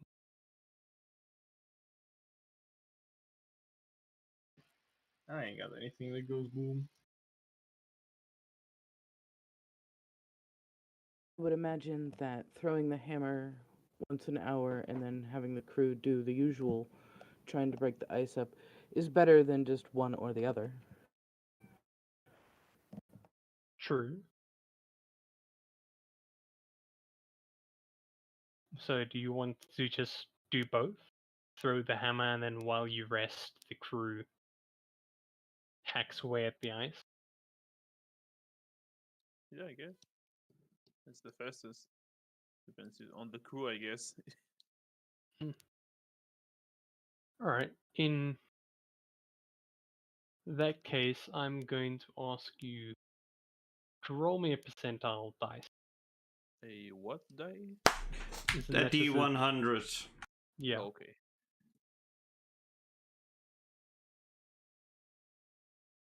49. Okay. Not. You continue this cycle of throwing the hammer, resting while the crew hacks away at the ice. It's progress, but at the same time not.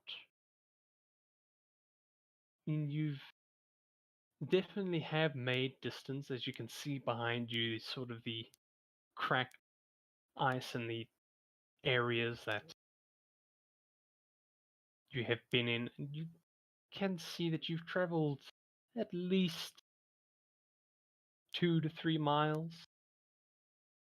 But other than that, there's not much progress being made trying to break through this ice.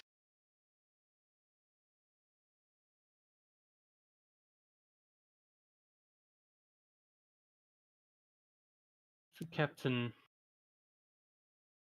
at first he had a positive mood, but seeing the progress being made has put a gloomy feel about him as he looks at you guys.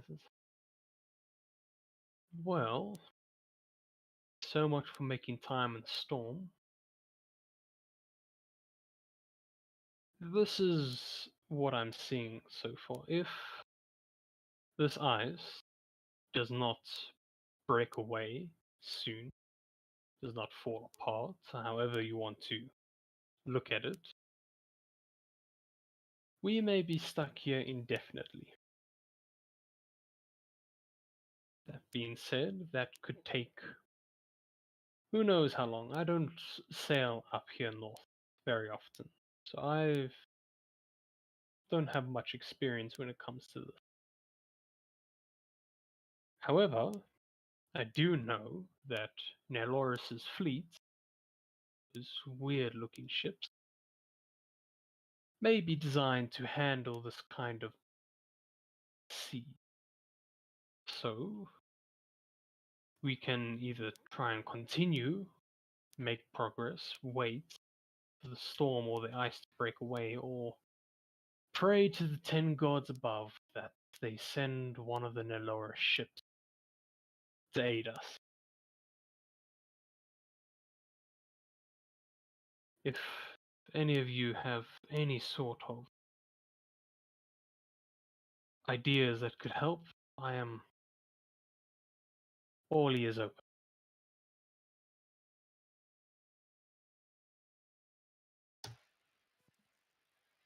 I'm just reading through one of my spells real quick.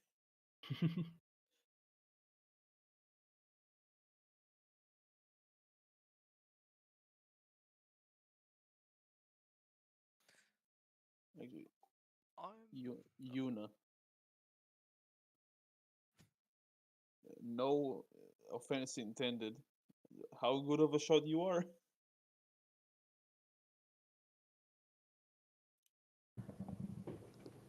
I'm alright. Definitely not like the best. Okay, I have an idea that might work. That might at least help speed up a bit the process. I'll send the spell and see if we can cheese our way out of this. Let's see. Glyph of warding. If I can just find a way to trigger it, I can cause like another area of like another 40 feet diameter area with fire damage, and I can do 2 of those each long rest, so it's a bit more.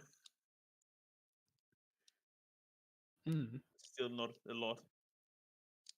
So Oh, it's an hour to cast. I can't even do it properly. Like I won't be able to rest between throwing my hammer, so it won't help. Never mind. Tarvin is going to just quietly shuffle back to his cabin and just quietly pray to the purple dragon with his holy symbol. This dragon is the purple dragon. The one of Drogo. yes. Drogo the Beautiful. Okay. I'll go find a secluded corner and take out my sending stone. What did you say the name of the ship we can use the help of called? Oh, Nyloris. yeah, Neloris. Neloris. Okay. Yeah, that's the kingdom. Yeah, I'll activate the sending stone. We're stuck about 4 days away from the destination. We needed the Lawrence, or else we will never escape this ice. Yeah, that's 22 words. I believe it's maximum 25.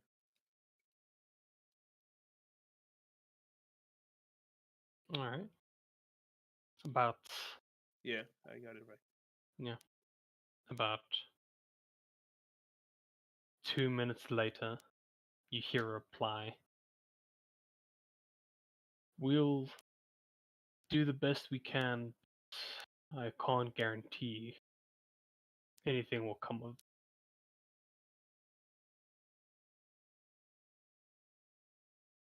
Fantastic.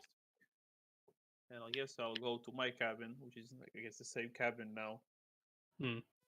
and pray to a different dragon. I think it's the black one. Yeah, the black one, the shadowy one.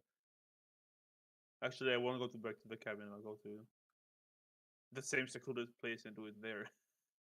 Yeah, Kemar. That's your deity's Yeah. name. All right. If there is nothing else, we will continue as day goes by, the ship not really moving much.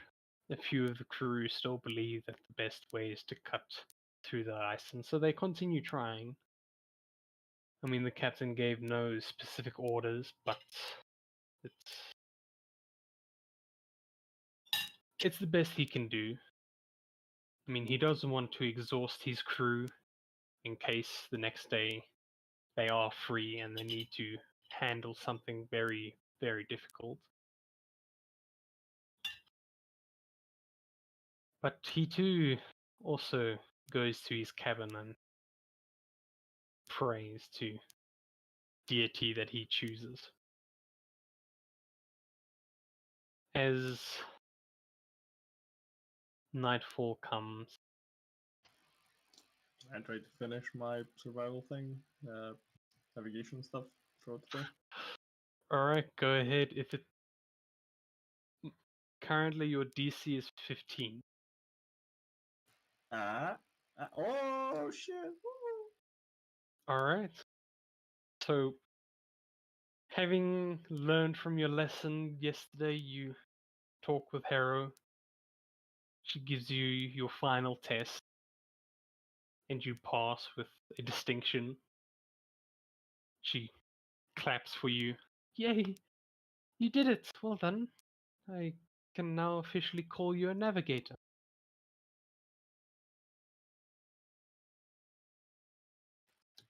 Thank you, teacher. Now I can hopefully not get lost whenever I'll find myself stranded in the middle of the sea. And it's all thanks to you. Oh, stop. You're making me blush. She's not really blushing. Yeah, that checks out. Alright. So, as you all retire for the night, doing the best that you can with what little you have, as the rest of the crew does the same. I'm going to ask you all. Let's see.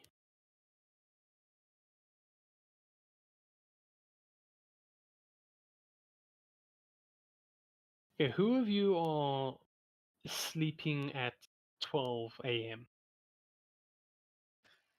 That seems oddly specific. Yeah. I just need to know. Who Me, of you? I'll be sleeping at that time.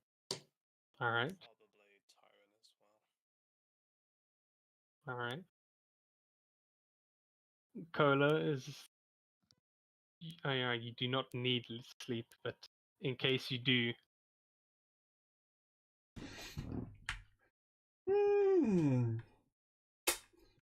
I guess if they go to sleep at 12, Color will be going to sleep at 1. Oh my gosh. Alright. Alright, so Cola's awake as well.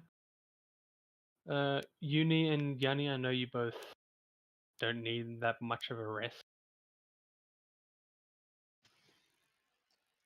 Yep. Yuna doesn't need any at all, and Yenny can make do with only 4 hours. So I think both would be awake at that hour, ish. Yeah. Alright.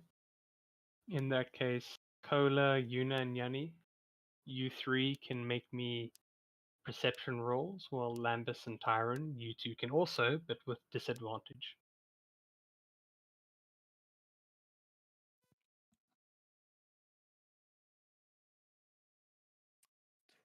Oh my god. Natural 20 and then natural 1. When Oh. when your guard gives you a nat 1, you find a new guard. Exactly. Alright. I'm asleep, so it's fine. Yeah, you And both. Nothing can enter the room anyway because of the spell. Exactly. You both sleep. You're not focused on the outside world. I mean, you're just sleeping. I mean, no one interrupts you during your sleep. As for the other three, Tyrone about rolled an 18, so I think he also counts. It doesn't show Tyrone's roll. yeah, Tyron, you got a No, I got a 12 just because. Disadvantage. yeah. Sadly, 12 is not enough. So you would also still be asleep, but it's uncomfortable sleep as it's a little bit of a distraction, almost like a mosquito hovering by your ear. That kind of annoyance. But yeah. So as for the other three, during the night, it is oddly too quiet.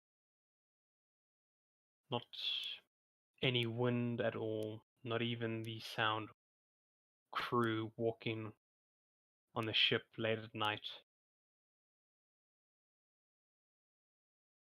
And suddenly you hear a sort of cracking off in the distance. Very loud, deep crack. Almost as if it's stretching for a long distance. It does sound like it's getting closer. What would you three like to do? Up and checking. Who dares disturb the great Cola sleep? Or at least the time he's going to sleep soon. Alright. I'm assuming you, Yanni and Yona, you do the same. Yep. Mm-hmm. Alright. You three hurriedly make your way top of the deck to see what on earth is happening.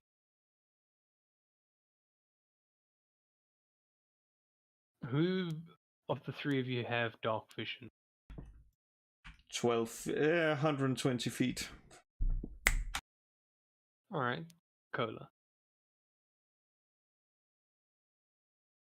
Yanni and Yuna, off in the distance, the only thing that you can really make out are a few lights, sort of hovering above like slightly over the horizon. Whereas you, Cola, you can see the rough outline of a ship. It's very evident that the cracking noise that you're hearing coming from said ship.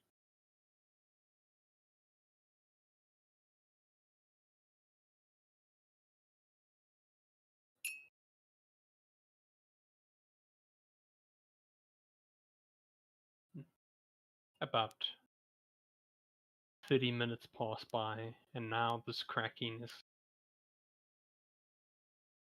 You can see the crack actually approach your ship as it kind of splits the ice almost into different pieces and bits. Almost as if a large glacier is being pushed away. And the ship that you've seen on the horizon is now, I'd say, about 200 feet away. That being said, Cola, you can now see a little bit more details when it comes to the ship, such as a few figures or silhouettes on the deck, kind of moving around. Yanni and Yuna, you can now see the lights illuminating the shape of the ship for you. 10 minutes pass by.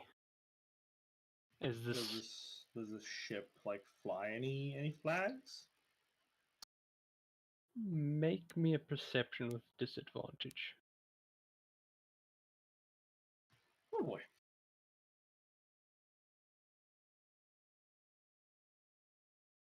Disadvantage, you say? 14? You can see the silhouette of a flag, but you can't see the color. Ooh.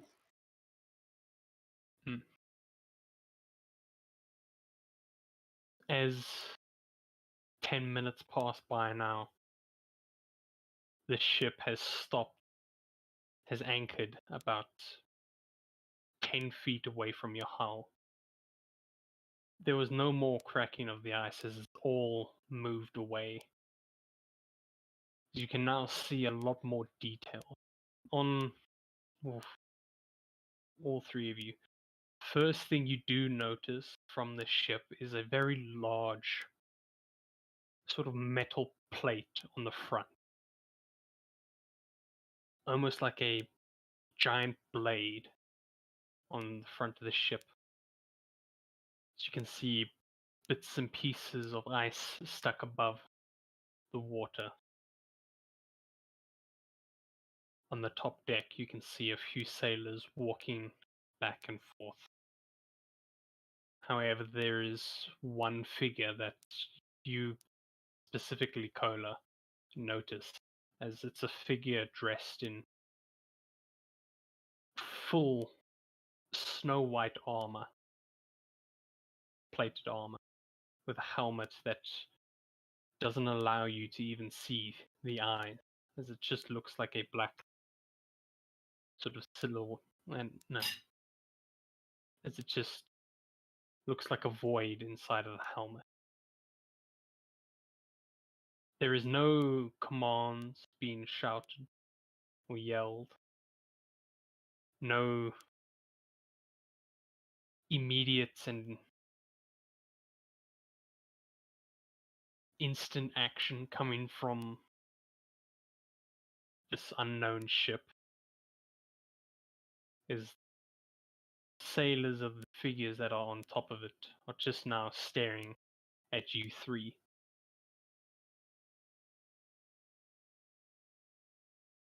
Anything you'd like to do?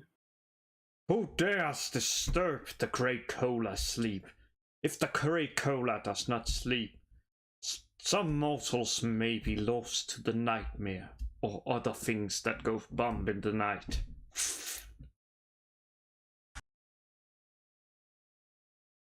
Your intimidating yell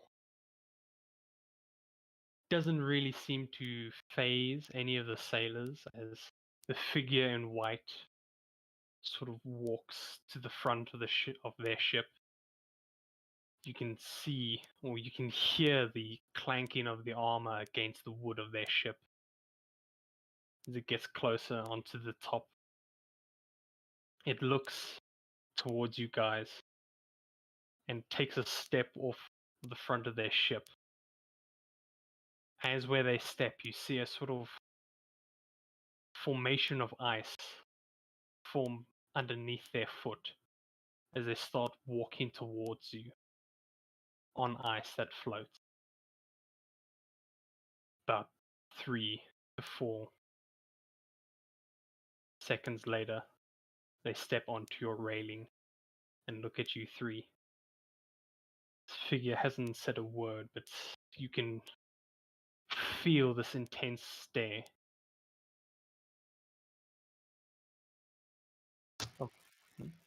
Is this the welcoming party to Nelovis?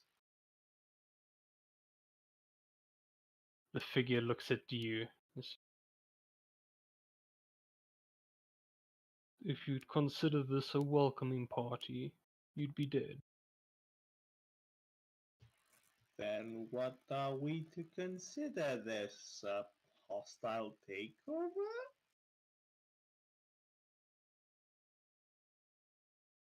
Perhaps. Depends on you and your intentions. Well, we require passage to Nelovis on some official matters. So,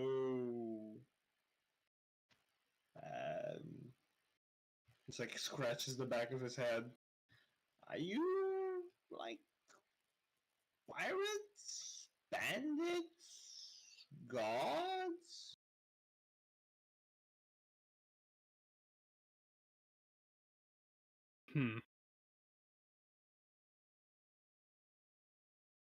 The figure stands strangely still as he constantly stares at you, Yanni.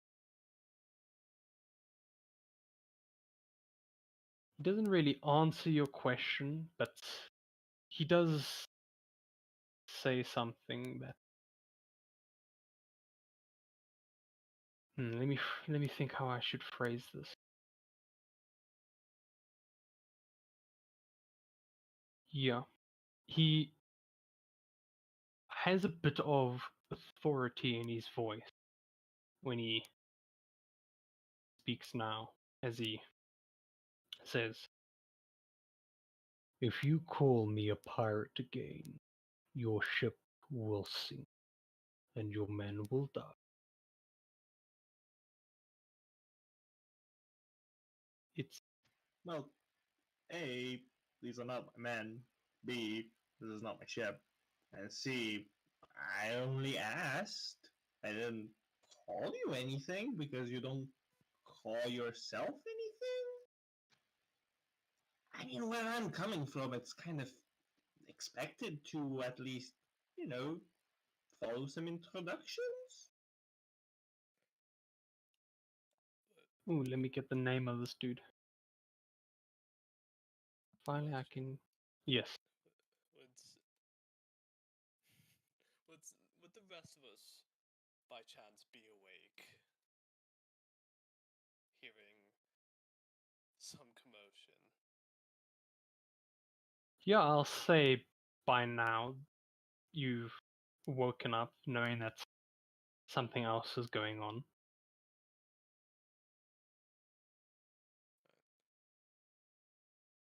Yes, I would also start making my way up. Yeah, I'll be with him. So when you two come up, you've noticed that a few of the sailors in your ship have woken up, but they don't seem panicked at all because they can't really hear much else except for talking, so they just assume everything's alright. But when you get to the top of the ship, you see Cola and the siblings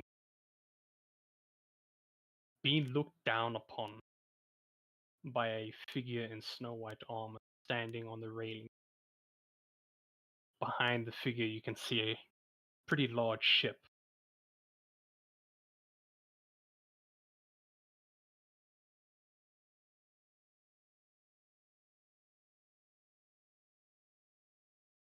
I just whispered to Yanni, should we be worried? Yeah, and he just whispers back, I don't know. This is very weird. They're just trying to intimidate us, but I don't get the feeling that they try to kill us. It's just a like dick waving contest, more or less, which makes me feel very uncomfortable. Oh, that is the perfect way of describing it. Yeah, it is kind of like that, almost.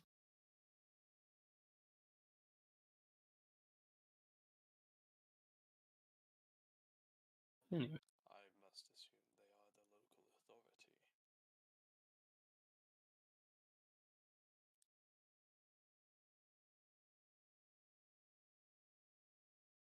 this figure has not said a word now and is still staring at you guys.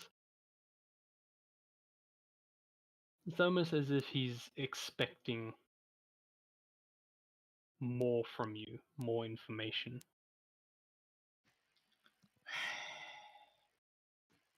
What was the name of the kingdom that we came from? It escapes me once more. Doreen. Loreen. Okay. Okay. Look, uh, we are not really part of this crew. We are passengers requiring, well, passage to the kingdom of Melorus from the kingdom of Dareen on a royal decree mission in order to help the royal family of the kingdom of Dareen.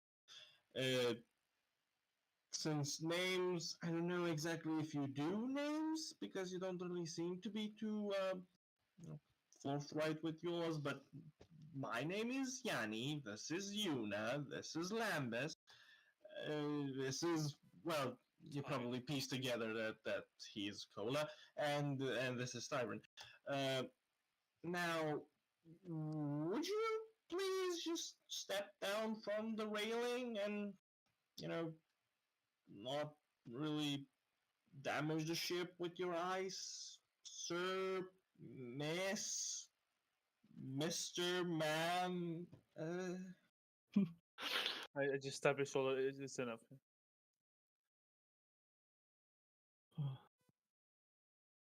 He steps down when you ask. And says, so you are the myth. Is that correct? Part of us, yes. Dear Tyron over here and Lambus aren't exactly parts of the organization, but the rest of us are, yes.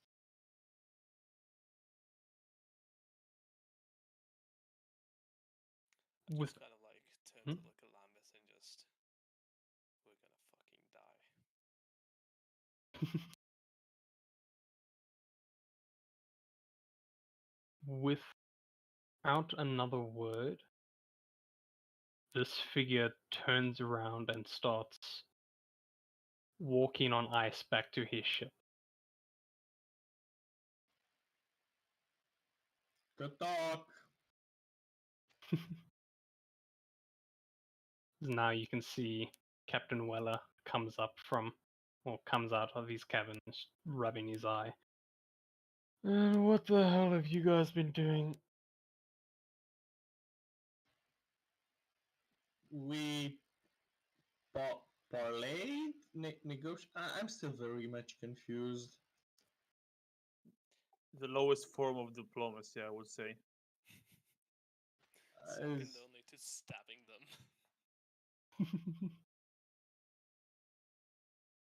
So What? One of Neloris's ships came here. Are they still here? I think so. The armor kind of checked out. Oh, what did the bloody armor look like? You can see he's not looking for this dude at all. He's still rubbing his eyes. What does it look like? Because I didn't get a Snow look White at it armor? earlier. Yeah, it is in Discord. Oh, the guy thought the flag. Yeah, my bad. Hmm.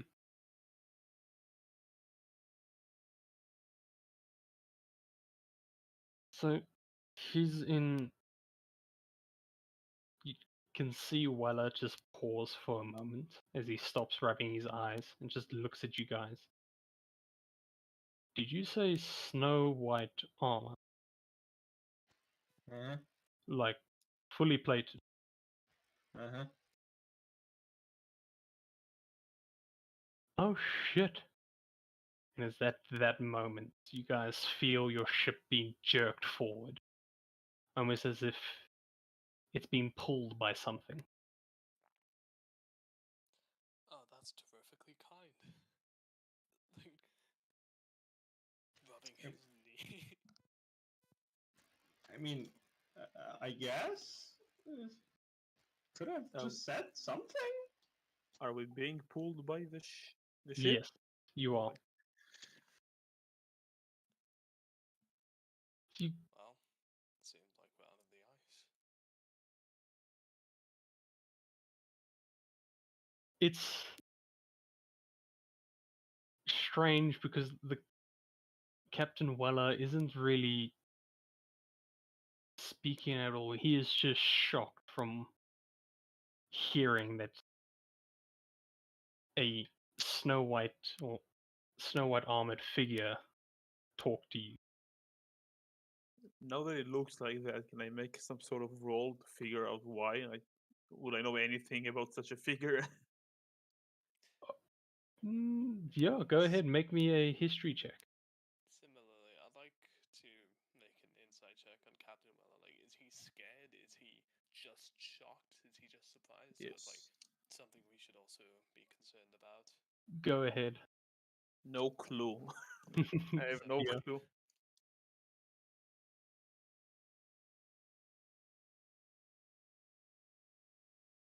$17 for that insight. 17. All right. Your initial take from Captain Weller's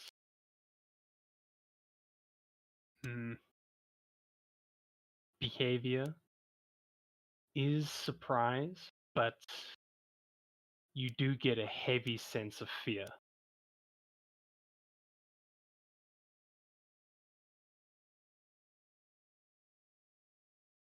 Should we be concerned, Captain?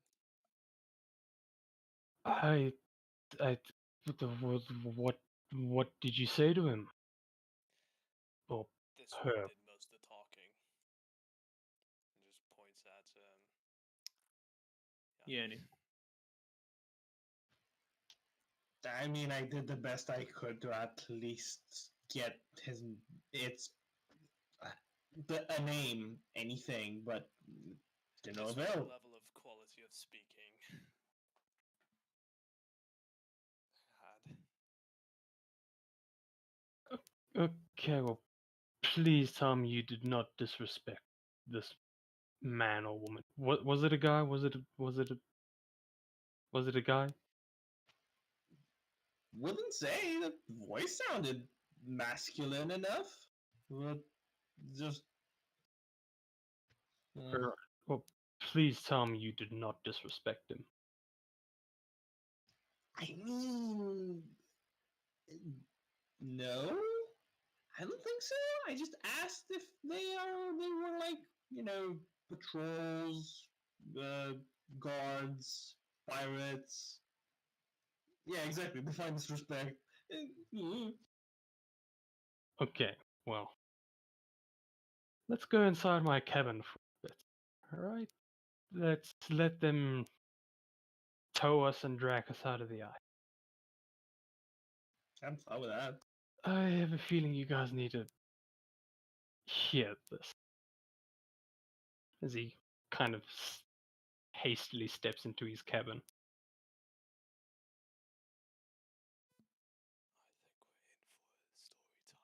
I think we're in for story time. The rest of you follow suit.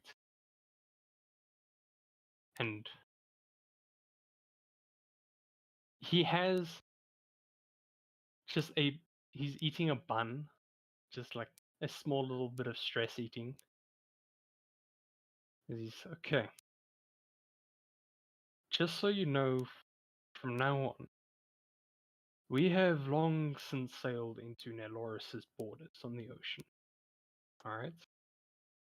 That means any person in this kingdom that you see is in full white plated armor is most likely one of the elite. Uh-huh. Now, to give you an idea, I don't know how well you guys know your history, but they pretty much single-handedly won a war. And there's only a handful of them. No disrespect to any of you guys, but these warriors are on another level. They are, from the stories that I've heard, masters of almost every single weapon that you can find, insanely powerful with the art of magic. And when it comes to strategic battles, it has been said that they rarely lose.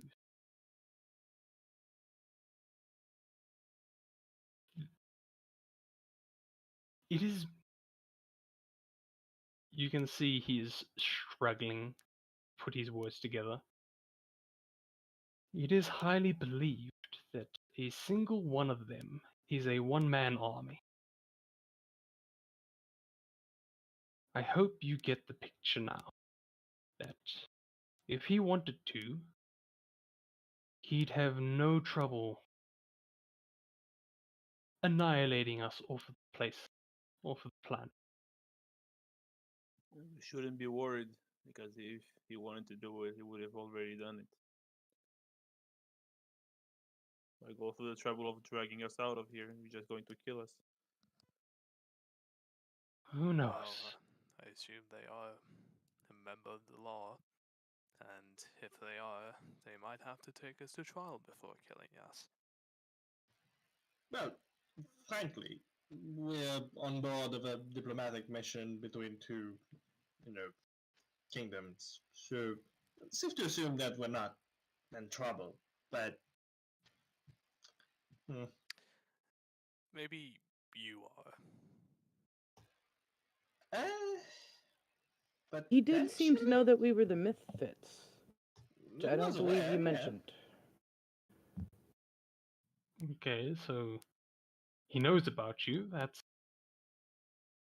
somewhat good news. Maybe he was expecting you guys, and probably the reason why he's out here. But let's hope. And Lambus, your argument that they surely fall under the law. Let me ask you, when a group has as much power as they do you really think the law really abides to them?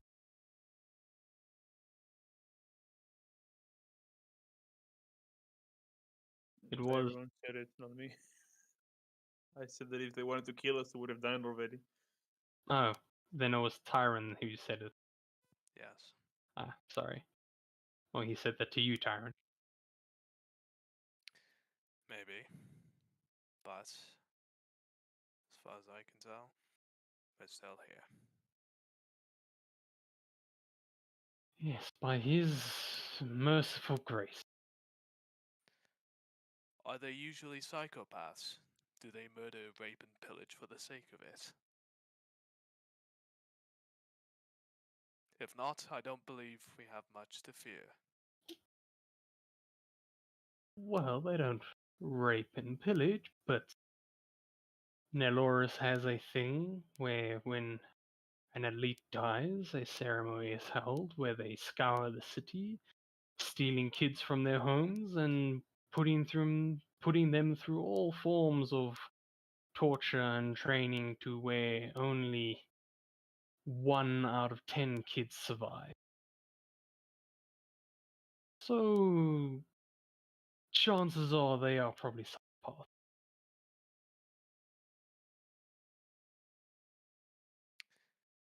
An arguably evil tradition, but a lawful tradition nonetheless. We'll see. For now. Well, unless there's anything more, I'd like to see daybreak again. So I'm going to bed. Yep, same for me. Alright. I don't think I'll be able to sleep tonight. You do your best. We'll see where we are tomorrow.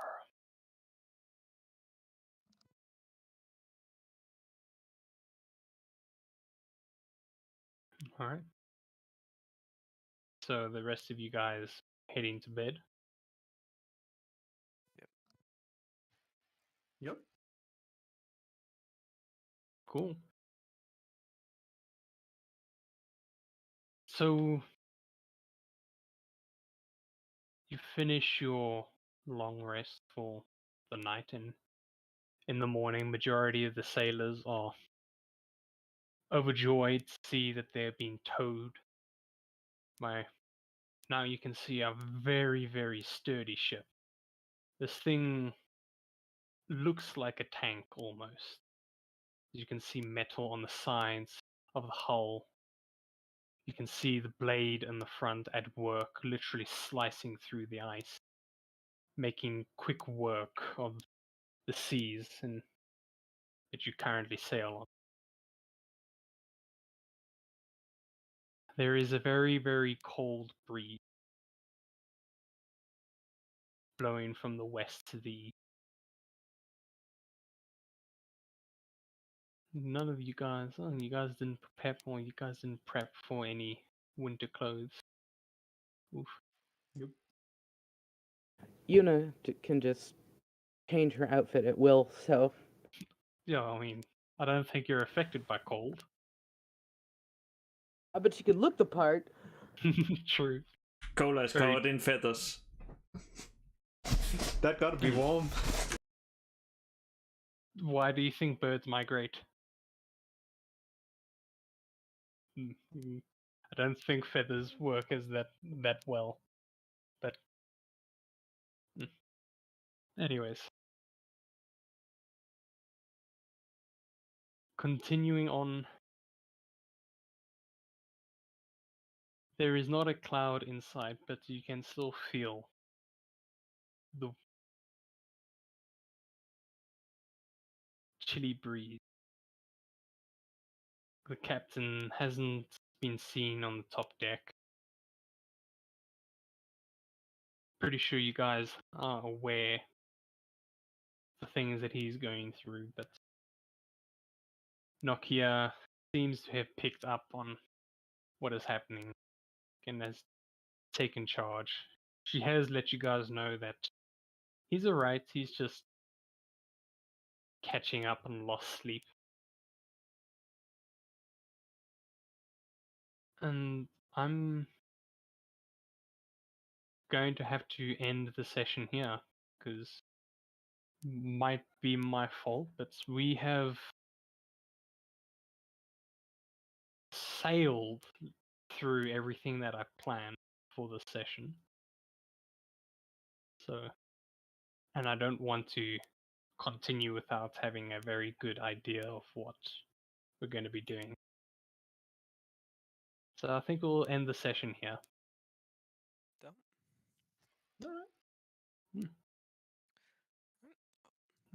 Hope you guys For the session.